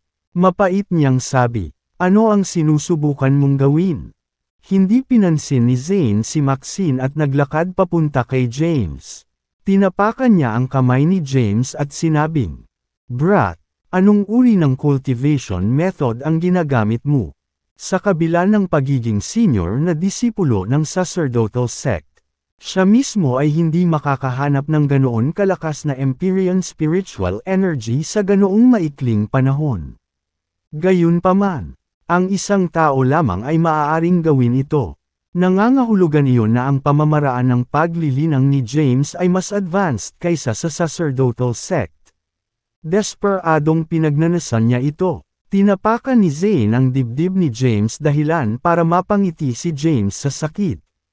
Marahas na kumulo ang galit sa kanyang puso, at gusto niyang lumaban. Gayunpaman, isang matinding kirot ang damapo sa kanyang katawan sa sandaling buhayin niya ang kanyang true energy. Na nawala kahit anong maliit na true energy na sinubukan niyang ituloy. Nakakahiya ito. Naiinsulto si James sa paraang hindi pa niya nararanasan. Hindi pa siya nakaramdam ng sobrang pang-iinsulto noong mga taon niya bilang isang martial artist. Bistard. He cursed hatefully. Baring his dagwang ngipin. Pakawalan mo siya. Kinaladkad ni Maxine ang kanyang matinding sugat sa katawan at buong lakas na sinugod si Zane. Bago pa siya makalapit sa kanya ay muli siyang napabuga ng enerhiyang nagmumula sa katawan ni Zane. Nasira pa ng enerhiya, nagsuka siya ng mas maraming dugo. Ang napakalaking lakas ni Zane ay hindi maaalis. Ang kawalan ng pag-asa ay pumasok sa puso ng lahat habang nasaksihan nila ang pagpapakita ng kanyang kakilakilabot na lakas. Bakit hindi pa ipinapakita ang prinsipe ng Orchid Mountain o ang omniscient deity?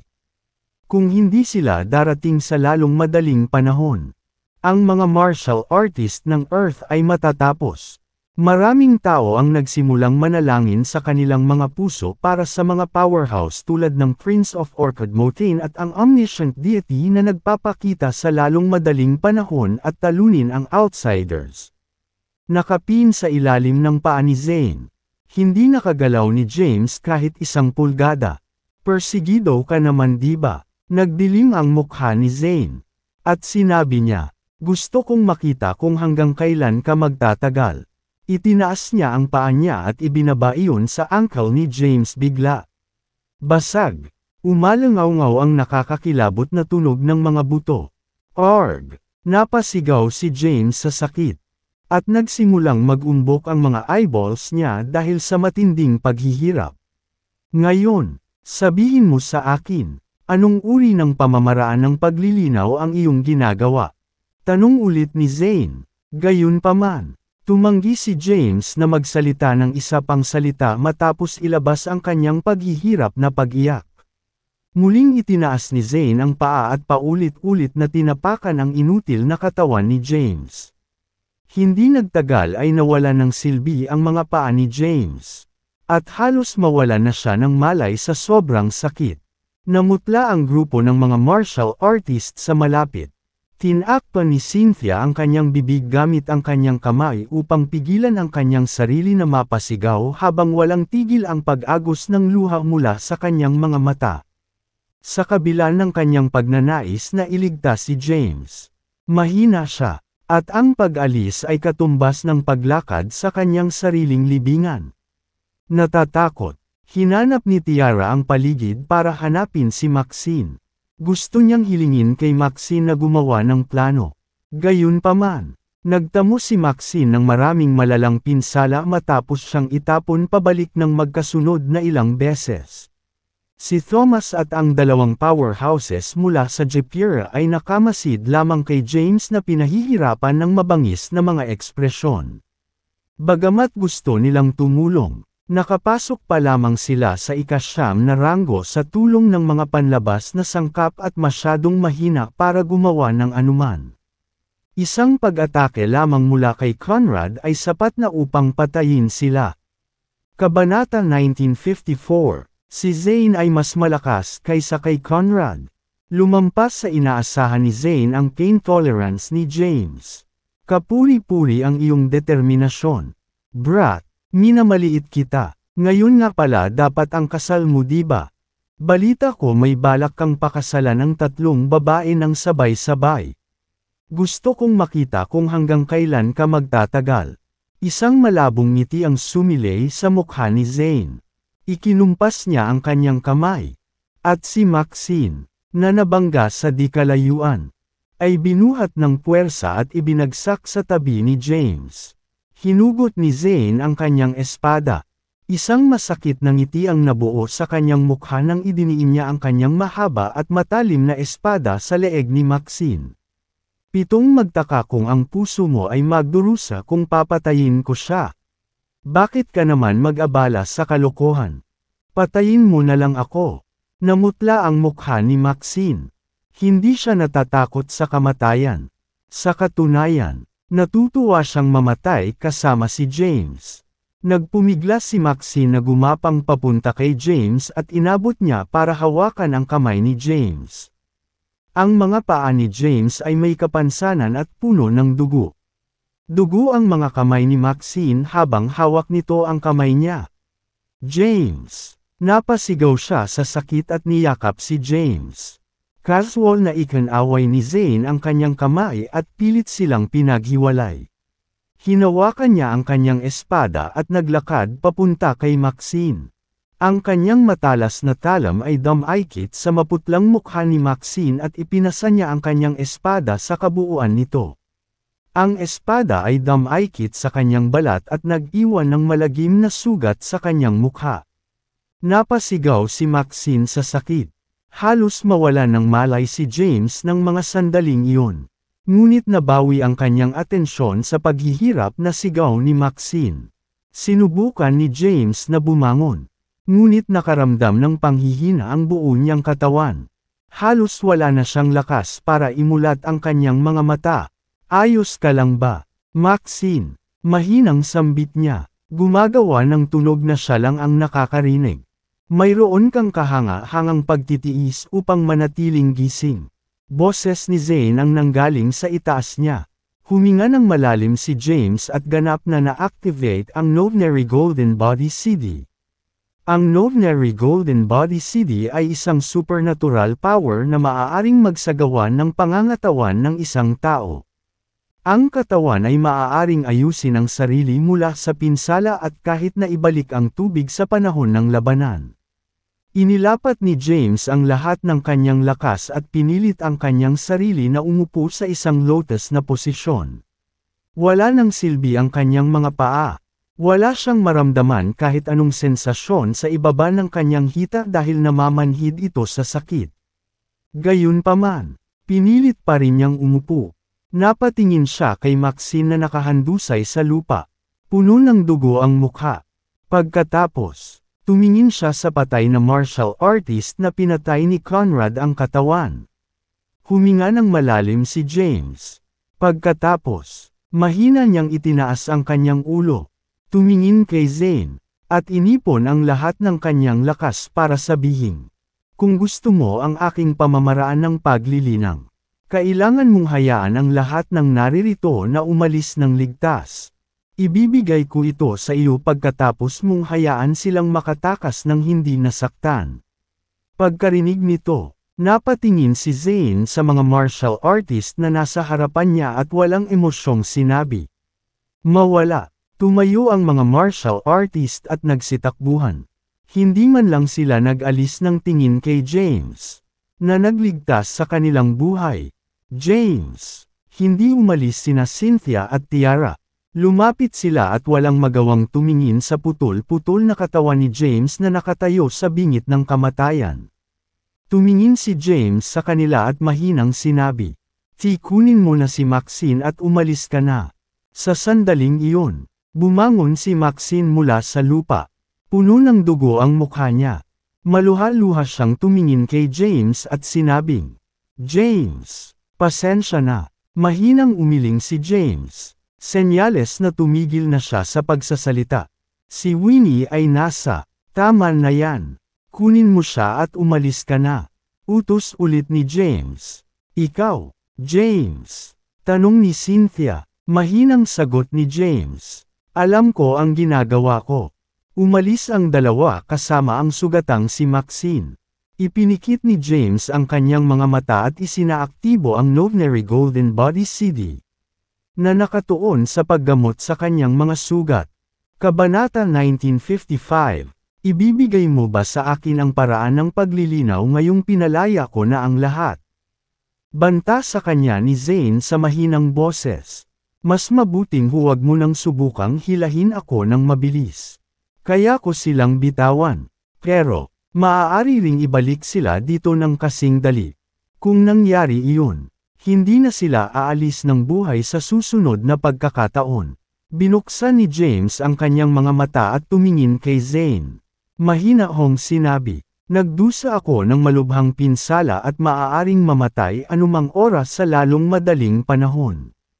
Dapat hayaan mo lang akong gamutin sila. Ibibigay ko sa iyo ang pamamaraan ng paglilinaw pagkatapos ko." Nang matapos magsalita si James ay nanatili siyang tahimik. Hindi naman nagmamadali si Zane. Para sa kanya, si James ay isa lamang langgam na madaling mapakan at itapon. Maraming tao ang nagtipon sa paanan ng bundok sa Floret Palace. Anong gagawin natin? Kung sino man ang may contact details ng omniscient deity, mangyaring ipaalam kaagad sa kanya ang sitwasyon. Natatakot ako na siya lang ang taong makakaligtas kay James ngayon. Wala ako nito. May iba pa bang gumagawa? Nagsama-sama ang mga martial artist at pinag-usapan kung paano ililigtas si James. Bumaba din ng bundok si Maxine kasabay ng suporta nina Cynthia at Tiara. Ayos ka lang ba, Maxine? Tanong ni Tiara. Namutla ang mukha ni Maxine. At may dagwang sugat sa kaliwang pisngi. Sa sandaling iyon, pinagsisihan niya ang kanyang ginawa. Kung alam niyang mangyayari ito, hindi na niya itutuloy ang mga plano niya. At hinding-hindi na mapapatawad si James kay Zane. Anong gagawin ko? Naging balisa si Maxine. Samantala, nakaupo si James sa mga guho sa tuktok ng bundok. Matapos ay activate ang Novenery Golden Body CD. Ang espiritual na enerhiya ni Empyrean ay nagsimulang pumasok sa kanyang katawan at inalagaan ang kanyang mga sugat. Kung mas malala ang pinsala, mas magiging malakas ang kanyang pisikal na lakas pagkatapos niyang gumaling. Gaano man kalubha ang kanyang pinsala, maaari siyang gumaling hanggat siya ay nabubuhay at humihinga. Ang pagbawi mula sa mga pinsala ay darating sa oras. Sa isang kisap mata, kalahating araw na ang lumipas. Halos gumaling na ang mga sugat ni James. At maging ang baldado niyang mga paa ay gumaling. Tumayo siya at nag-inat ng katawan. Hindi makapaniwalang tumingin sa kanya si Zane. Alam niyang nasugatan ng husto si James at nasa bingit ng kamatayan. Gayunpaman, narito siya ay buhay at maayos pagkatapos ng ilang araw. Ang pamamaraan ng paglilinang na ginamit niya ay kahanga-hanga. Ang isang paraan ng paglilinaw ng uri nito ay hindi pa umiiral sa overworld. Napuno ng kasakiman ang kanyang puso. Bilasan mo James, ibigay sa akin ang paraan ng paglilinaw. Mula ngayon, paprotektahan kita at sisiguraduhin na ang iyong patuloy na kaligtasan. Sabi ni Zane. Gusto niyang makuha ang paraan ng paglilinaw ni James. Napatingin si James kay Zane. Ang lakas ni Zane ay lumampas sa kanyang inaasahan. Wala siyang ideya kung ano ang rango ni Zane. Hindi siya sigurado kung ang kanyang ultimate move ay sapat na para patayin si Zane. Ang kanyang ultimate move ay nagwawasak. Ito ay isa na hindi niya kailanman ng ahas na gamitin dahil ang kanyang kasalukuyang cultivation base at rango ay hindi sapat upang may seguro ang paglipat. Mamamatay siya kapag pinili niyang gamitin ito. Kahit na siya ay nakaligtas. Malamang na siya ay magiging may kapansanan. Tumingin siya kay Zane at nagtanong. Bago ko ibigay sa iyo ang paraan ng paglilinaw. Mayroon akong ilang katanungan para sa iyo. Kung sasabihin mo sa akin ang totoo, ibibigay ko ito sa iyo. Kabanata 1956. Sige lang. Gustong-gusto ni Zane ang paraan ng paglilinang ni James. Sa layuning iyon, handa siyang sagutin ang 12-dosenang mga katanungan upang makuha ito. Ang simpleng pagsagot sa ilang tanong ay medyo madali. Tanong ni James, may crack ba ang overworld seal? Dumadaan ba ang overworld outsider sa puwang ng selyo para makapasok sa Earth? Tumango si Zane at sinabing, oo, may puwang sa selyo ng overworld. Ang pagdaan dito ay hawantong sa Earth. Nagtanong muli si James, maraming overworld outsiders ang lalabas sa Earth sa lalong madaling panahon. Tumango si Zane at sinabing, tama, sa kasamaang palad. Ang pagdaan sa puwang sa Earth ay hindi kasing dali ng inaakala. Marahil 100 tao lamang ang makakadaan.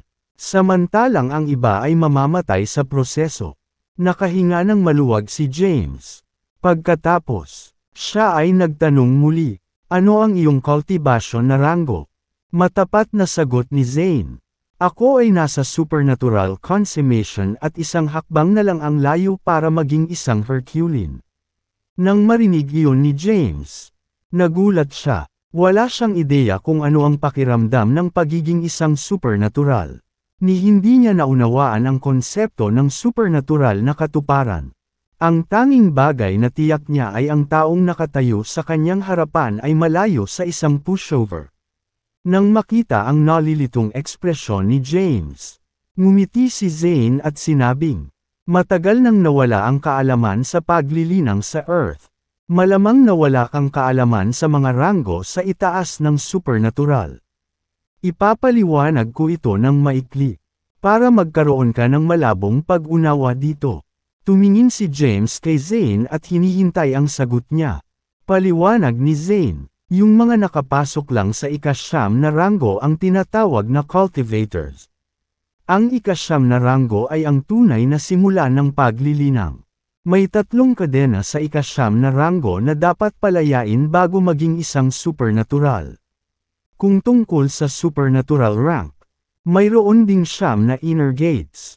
Sa tuwing bubuksan ang inner gate, ang lakas ng isang tao ay tataas ng husto. Nasira ko na ang 9 na inner gates ng katawan at naabot ko na ang supernatural consummation.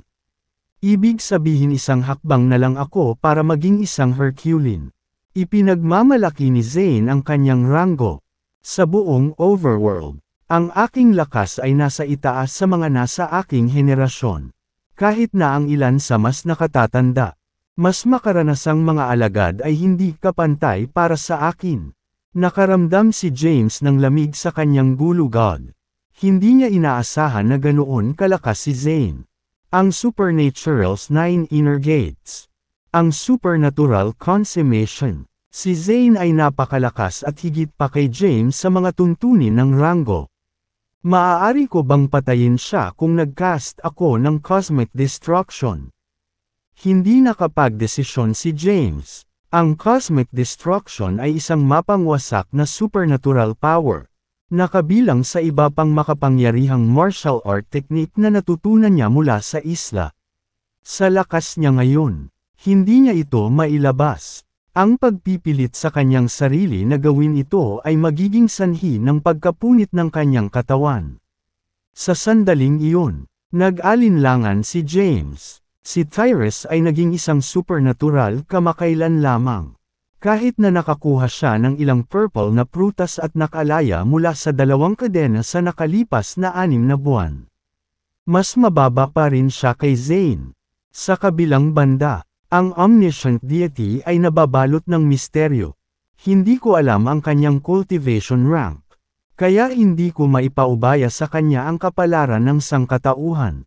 Kung mapatay ko si Zane ng Cosmic Destruction, maibibigay ko ang kapayapaan sa sangkatauhan sa maikling panahon kahit mamatay ako. Kung mabibigo akong patayin siya, mawawala ng kabuluhan ang kamatayan ko. Ngunit pareho ang magiging resulta na parang hindi ko ibibigay ang paraan ng paglilinaw. Maraming ideya ang pumasok sa isip ni James noon. Matapos simulan alang ang kanyang mga pagpipilian, nagpasya si James na ilagay ang kanyang sariling buhay sa linya. Ang pinakamagandang resulta ay kung mapapatay niya si Zane. Kung siya ay nabigo at nakaligtas, wala siyang magagawa para pigilan si Zane. Ang dami ko nang na-explain sa'yo. Ibigay ang paraan ng paglilinaw. James, ipinapangako kong dadalhin kita sa ilalim ng aking pakpak kung ipapasa mo ito sa akin. Naputol ang pag-iisip ni James sa boses ni Zane. Natauhan si James, tumingin kay Zane, ngumiti, at sinabing, "Siyempre, tutuparin ko talaga ang pangako ko sa iyo. Pero na-practice ko na to sa advanced level. Maaaring hindi mo ito lubos na mauunawaan kung ipapaliwanag ko lang ito sa iyo. Halika, ituturo ko sa iyo kung paano ito gagawin sa aking sarili." Lumiwanag sa tuwa ang mukha ni Zane. Kung ganoon ano pang hinihintay mo? Bilasan mo. Kabanata 1957. Sabi ni Zane na matutunan ang paraan ng paglilinaw ni James. Alam niya na ang mga ninuno ng Earth ay nagpalaki ng maraming makapangyarihang lalaki na nag-iwan ng mga kasanayan sa martial art. Hinala niya na nakuha ni James ang isa sa kanila. Seryoso ang ekspresyon ni James. Hindi pa siya nakapagdesisyon. Nang makita ang pag-aalinlangan ni James, sinabi ni Zane, "Huwag kang mag-alala. Talagang tutuparin ko ang aking salita. Pagkatapos mong bigyan ako ng paraan ng paglilinaw, gagarantyahan ko ang iyong kaligtasan mula sa puntong ito. Sisiguraduhin kong mabuhay ka kahit na bukas na ang selyo ng Earth." Habang sinusubukan ni Zane na kumbansihin si James, iniisip ni James kung kaya niyang patayin si Zane gamit ang kanyang signature martial arts skill sa halip na dalhin ang mga kahihinatnan ng pagtuturo sa kanya ng cultivation method. Kakatawa ang lakas ni Zane. Kung maghihinala si Zane sa kanyang intensyon kahit kaunti, mabibigo ang kanyang plano. Upang matagumpay na mapatay si Zane, kailangan niyang ganap na mahuli sa kawalan. Tiyak na ipagtatanggol ni Zane ang kanyang sarili kung si James ay walang habas na maghahadges ng cosmic destruction. Pinag-isipan ni James ang kanyang utak para gumawa ng plano para tuluyang malaglag si Zane. Pagkaraan ng ilang sandali ay tumingin siya kay Zane at huminga ng malalim. Pagkatapos, sinabi niya, "Ang pamamaraan ng paglilinang ay nagpapabuti sa aking pisikal na estado. Kaya nitong painitan ang aking katawan at palakasin ito. Gayunpaman, ang pamamaraan ng paglilinang ay brutal dahil nangyayari ang katawan ng isang tao na sumailalim sa pagkawasak upang maipanganak muli. Na ganoon sa isa na makalusot sa labanan." Bamuka ang labi ni James at mahinang nagsalita. "Bukod dito, nag-practice din ako ng isa pang signature martial skill, na higit sa akin na linangin ang dalawang uri ng true energy na may iba pang katangian." Nagtaas ng kamay si James habang nagpapaliwanag. Ang lunar energy at terra energy ay natipon sa kanyang kaliwa at kanang mga kamay ayon sa pagkakabanggit. Namangha si Zane sa dalawang putok ng enerhiya na lumitaw sa mga palad ni James. Kamangha-manghang. Ayon sa kanyang nalalaman, ang isang tao ay maaari lamang linangin ang isang uri ng true energy. At imposible para sa isa na maging compatible sa dalawang magkaibang uri ng true energy. Gayunpaman, nasaksihan niya ang isang martial artist mula sa Earth na gumagamit ng dalawang uri ng true energies ng sabay-sabay. Puno ng excitement ang mga mata niya. "Gusto ko ito. Gusto ko ang parehong mga pamamaraan. Turuan mo ako ng mabilis pagkatapos mong turuan ako. Magiging miyembro ka ng sacerdotal sect, sinisiguro ko sa iyo na walang maglalakas loob na makialam sa iyo mula rito." Lalong naiinggit si Zam sa pamamaraan ng cultivation ni James.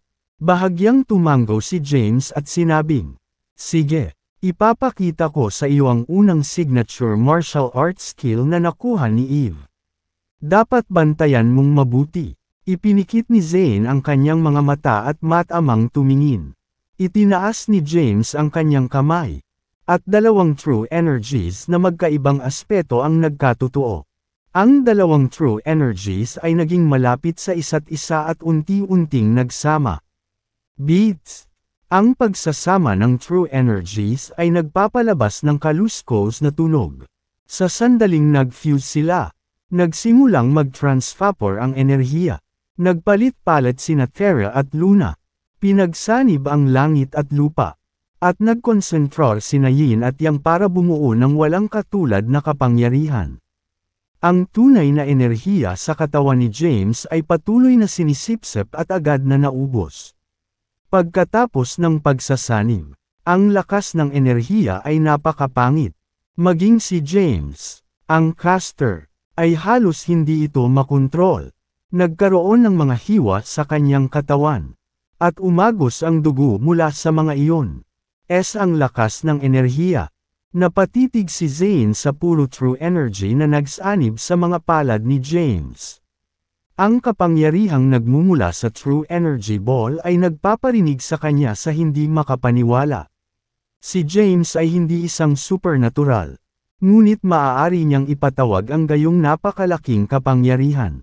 Kung matutunan niya ito, hindi na siya magagapi sa Earth kapag nabuksan na ang selyo. Nagulat din si Conrad. Ang True Energy Ball na nasa kamay ni James ay nagbuga ng mapanirang aura na nagpapadilim sa paningin ng kanilang paligid. Isang malakas na magnetic field ang nabuo sa paligid ng katawan ni James. Ang mga martial artist na tumakas dati ay natipon sa paanan ng bundok. Pagkalabas ng palasyo ng Floret, hindi na sila naghiwa-hiwalay bagkus ay pinili nilang manatili sa paanan ng bundok at maghintay ng kalahating araw. Anong nakakabaliw na enerhiya? Kabanata 1958. Ano ang nangyayari? Bakit may napakalakas na enerhiya? Naramdaman ng lahat ang walang hangganang enerhiya na nagmumula sa tuktok ng bundok at nakaramdam sila ng kaba. Kriek. Ang bundok kung saan matatagpuan ang palasyo ng Floret ay nagpakita ng mga palatandaan ng pagguho dahil sa matinding presyo ng enerhiya. At ang mga tao sa paanan ng bundok ay nagsimulang magpanik. Masama ito. Takbo. 2/3. Nagsitakas silang tumakas. Pinagsama ni James ang dalawang true energy sa tuktok ng bundok at bumuo ng isang bagong puwersa. Sinubukan niya ang kanyang makakaya na kontrolin ito. Ngunit ito ay masyadong malaki at masyadong malakas para sa kanya upang pamahalaan. Halos hindi niya makontrol ang napakalaking puwersa. Haha! Isang nakakalokong tawa ang pinakawalan ni Zane. Ang lakas ay malakas. Ang lakas nito ay napakalaki. Ang isang martial artist na hindi naging isang supernatural ay maaaring gumamit ng malakas na kasanayan hindi para ay multiply ang kanyang lakas ng ilang beses. Nakakamangha. Ito ay kamangha-manghang. Bilasan mo at sabihin mo sa akin kung ano ang tawag sa paglipat na ito. James. Nanginginig ang katawan niya sa kaba. Si Conrad at ang iba pang mga disipulo ng sacerdotal sect ay nakadama ng malakas na enerhiya na tumatagos sa hangin. Hindi nila nakayanan ang lakas at napilitang umatras. Nakatayo si James sa mga guho. Itinaas niya ang kanyang kamay. At lumitaw ang isang true energy sphere na kasing laki ng basketball. Ang True Energy Ball ay kuminang sa isang nakasisilaw na liwanag. Tumingin siya sa excited na si Zane at sinabi sa isang pilit na boses. Makinig kang mabuti. Ang hakbang na ito ay tinatawag na cosmic destruction. Mabuti. Kahanga-hanga ang cosmic destruction na ito. Tama na yan. Nasaksihan ko na ang lakas ng kasanayang ito. Kaya maaari mo itong iwaksi ngayon. Nararamdaman ko na ang iyong true energy ay hindi malakas. At ang pagpilit sa iyong sarili na gamitin ang discarding ito ay magreresulta sa mapanirang pinsala sa iyong katawan. Napakahalaga mo sa akin ngayon. Ayokong mamatay ka ng ganito. Napaawang ang labi ni Zane at pinigilan si James. Naririnig niyang humihingal si James at alam niyang naubos na ni James ang lahat ng lakas niya para gawin ang galaw hindi niya akalain na gagamitin ito ni James sa pag-atake sa kanya. Bagamat malakas ang galaw, alam ni Zane na hindi ito sapat para patayin siya. Naabot na niya ang supernatural consummation. Kaya hindi ito sapat para magdulot ng nakamamatay na pinsala. Sa pagkakataong iyon ay bigla siyang binato ni James. Ang True Energy Ball ay bumaril sa direksyon ni Zane. Naramdaman agad ni Zane ang panganib. At dumilim ang mukha niya, bastos ka. Dapat may death wish ka. Pagkatapos niyang magmura ay mabilis siyang umiwas. Gayunpaman, huli na siya. Masyadong malapit ang distansya nila ni James. Mabilis na lumabas ang biglaang pag-atake ni James. Lumitaw ito sa kanyang harapan sa isang kisap mata at sumabog. Naabutan si Zane sa nakakatakot na shockwave mula sa pagsabog. Boom! Agad na sumabog ang tuktok ng bundok kung saan matatagpuan ang Floret Palace. Ang resulta ng pagsabog ay nagdulot ng shockwave na umaagos sa hangin na parang tubig.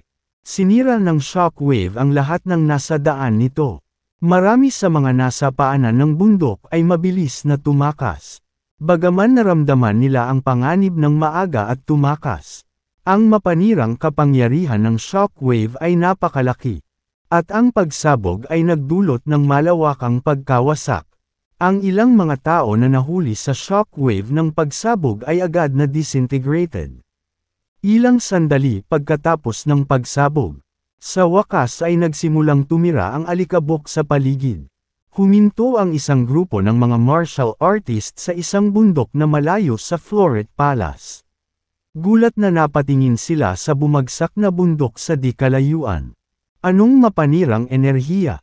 Anong nangyari? Nasa bundok pa rin si James. Dahil nawasak ang lugar, ibig sabihin ba nito ay si James? Kabanata 1959. Ang bundok na dating kinatatayuan ng Floret Palace ay tuluyang nasira. Lahat ng nasa loob ng 12-dosenang kilometro ay naging mga guho at durog na bato. Walang mga palatandaan ng buhay sa paligid kung saan dating Floret Palace. Patay na ba si James? Ginamit ba ni James ang kanyang signature martial arts skill para patayin ang mga outsiders? Maraming tao ang nagulat sa nangyari. Matapos ang alikabok ay tumira. Ang martial artist na tumakas ay bumalik sa lugar at sinubukang hanapin si James sa loob ng mga guho. Biglang nagsimulang gumalaw ang mga durog na bato. At isang dagwang figure mula sa lupa. Umupo siya sa isang bato at napabuga ng hangin.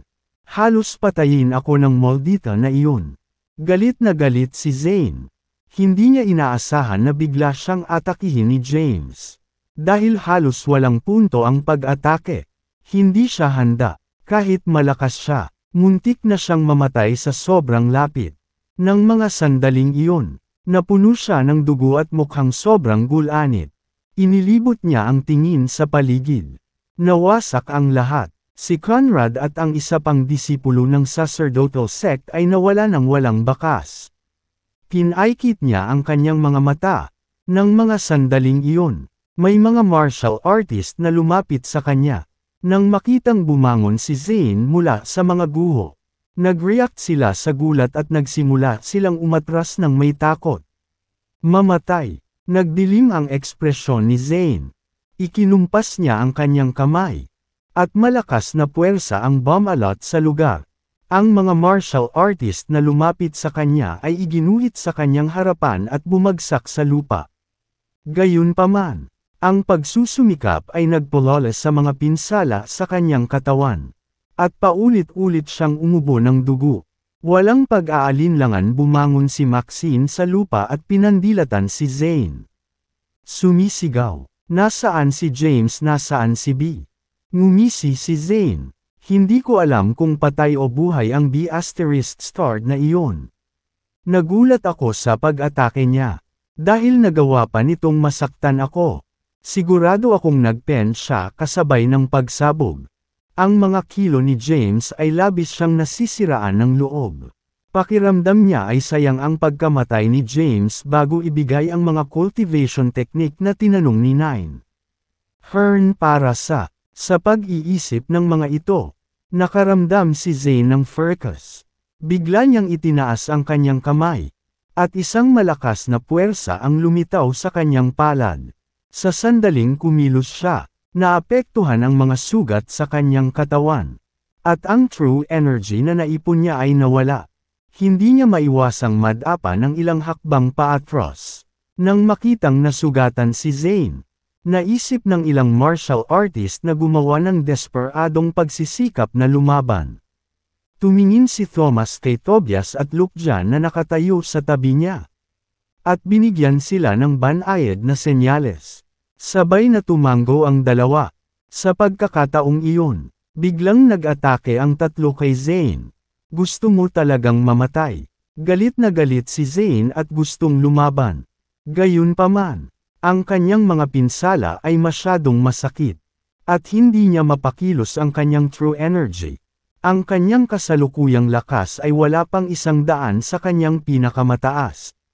Ang mga pag-atake ng tatlo ay nagpasabog sa kanya. Napasuko siya agad. Ilang talam ang idiniin sa kanyang leeg. James! Nasaan ka, James? Nabaliw si Maxine at patuloy na naghuhukay sa mga labi na sinusubukang hanapin si James.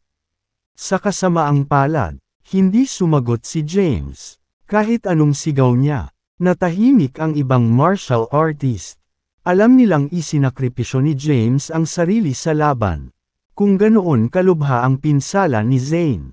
Tiyak na hindi na makakaligtas si James na nasa gitna ng pagsabog. Samantala, isang figure ang lumipad sa itaas ng Mount Tai. Lumipad siya sa gitna ng mga ulap at tumingin sa malayo. Ang buong Seoul ay nasa kanyang larangan ng paningin. Kabanata 1960. Ang taong iyon ay ang tagapag-ingat ng Kamara ng Kasulatan. Nasaksihan niya ang lahat ng nangyari sa Floret Palace. Isang may problemang ekspresyon ang bumungad sa kanyang hindi mahahawakang mukha habang pinagmamasdan ang lugar na gumuho sa wala. Ginagawa ang lahat para sa kapakanan ng iyong bansa at ng mga tao nito isinasama mo ang diwa ng mga ninuno ng mundo. At kailangan ng mundo ang mga taong tulad mo kung ang lahat ay natatakot sa kamatayan. Ang mundo ay hindi natatakan ngunit nawasak. Mahina na nagsalita ang custodian sa volume na siya lang ang nakakarinig. Magtipon, mga pira-piraso ng kaluluwa. Ang kanyang parang multo na mga kamay ay biglang gumalaw. At isang misteryosong marka ang nabuo sa hangin. Pagkatapos, isang di nakikitang puwersa ang lumabas mula sa kanyang mga kamay. Ang puwersa ay kumalat sa buong lupain, na nagtatagpo sa lokasyon ng Floret Palace. Ang mga puting batik ng liwanag ay lumitaw mula sa mga guho at lumutang sa kalangitan. Na bumubuo ng isang translucent na figure. Mabilis na umalis ang mga figure sa lugar at lumipad patungo sa Mount Tai. Mabilis na gumalaw ang mga figure at lumitaw sa Mount Tai halos sa isang kisap mata. Lumilitaw sa harap ng tagapag-ingat ng Kamara ng Kasulatan. Paano? Ms. Custodian. Biglang nagkamalay si James. May nakita siyang immaterial figure na nakatayo sa harapan niya. Anong nangyari? Naguguluhan si James. Naalala niya na namatay ang kanyang pisikal na katawan dahil sa puwersa ng cosmic destruction na kanyang inihagis. At agad siyang nawalan ng malay. Sinuri niya ang kanyang katawan nang mapagtantong hindi ito mahahawakan. Nagulat siya. Walang pakialam na sinabi ng tagapag-alaga. Tandaan na mula ngayon, dapat mong iwasang kumilos ng walang ingat anuman ang iyong sitwasyon. Patay na ba ako? Bumalatay ang gulat sa mukha ni James. Theoretically speaking, patay ka na, ang iyong pisikal na katawan ay nawasak kaagad. At ang iyong kaluluwa na lang ang natitira. Gayunpaman, gumamit ako ng makapangyarihang salamangka para puwersahang tipunin ang mga pira-piraso ng iyong kaluluwa dahil nasira ang mga ito ng husto, paliwanag ng tagapag-ingat. Lumitaw si Chuck sa mukha ni James. Fearsome patay. Namatay ako ng ganun lang. Napalitan ng panghihinayang ang ekspresyon ni James. Marami pa siyang dapat gawin. Ngayon ay hindi na siya kakainin para panuurin ang paglaki ni Win. Bukod dito, Winstead ay hindi pa ganap na binuo. Isinantibi ang kanyang pagsisisi. Nag-aalala siya kung namatay na ba si Zayn. Kung namatay si Zayn, magiging sulit ang kanyang sakripisyo kung hindi. Namatay siya ng walang kabuluhan. Sa sandaling iyon, naramdaman ni James na unti-unting nawawala ang kanyang kamalayan. Naramdaman niya ang isang misteryosong kapangyarihan mula sa lupa na pumupuno sa kanyang kaluluwa. Ang kanyang ilusyon na katawan ay dahan-daang nagkalat at bumalik sa kanilang puting batik ng liwanag.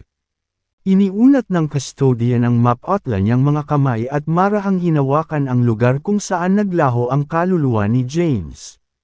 Ang malakas na enerhiya ay dumaloy mula sa kanya at tinipon muli ang kaluluwa ni James sa isang ilusyon na katawan. Nagkamalay na naman si James. Tumingin siya sa custodian at nagsusumamo. Pakiusap, iligtas mo ako. Ms. Custodian, hindi ka na matubos. Sumagot ang tagapag-alaga. Ang iyong katawan ay nawala. At ang iyong kaluluwa ay malapit nang mawala sa mundong ito. Kapag nangyari iyon, wala ka na sa mundong ito. Wala ka na ba talagang magagawa? Tumingin si James sa custodian at sinabing, "Napaka makapangyarihan mo, Kaya may paraan ka para iligtas ako. Di ba? Kung hindi mo ako matutulungan, hindi mo napupulot ang mga pira-piraso ng aking kaluluwa. Tiyak na naniniwala siyang may iligtas siya ng tagapag-ingat. Kung hindi, ang tagapag-ingat ay hindi dumaan sa problema ng pagtitipon ng mga pira-piraso ng kanyang kaluluwa. Gusto mo bang mabuhay? Tanong ng custodian. Paulit-ulit na tumango ang illusory figure ni James. Oo. Ano ang dahilan kung bakit mo gustong mabuhay? Malapit nang mangyari ang mga matinding pagbabago sa Earth. Kahit na ikaw ay muling nabuhay ngayon. Ikaw ay mamamatay muli sa darating. Determinado na sabi ni James. Hindi pa ako pwedeng mamatay. Marami pa akong dapat gawin. Inaako ko ang responsibilidad na protektahan ang mga tao sa Earth. Sino ang naglagay ng responsibilidad sa iyo? Saglit na hindi nakasagot si James. Matapos mag-isip ng ilang sandali, sinabi niya, bilang isang tao mula sa Earth, paano ko mapapanood ang aking uri ay namamatay? Paano ko sila mapapanood na mamatay ng ganun-ganun lang? Kahit na ang aking lakas ay limitado. Handa akong ibigay ang aking buhay para sa kapakanan ng ating mga tao sa mundo ng walang dalawang pag-iisip.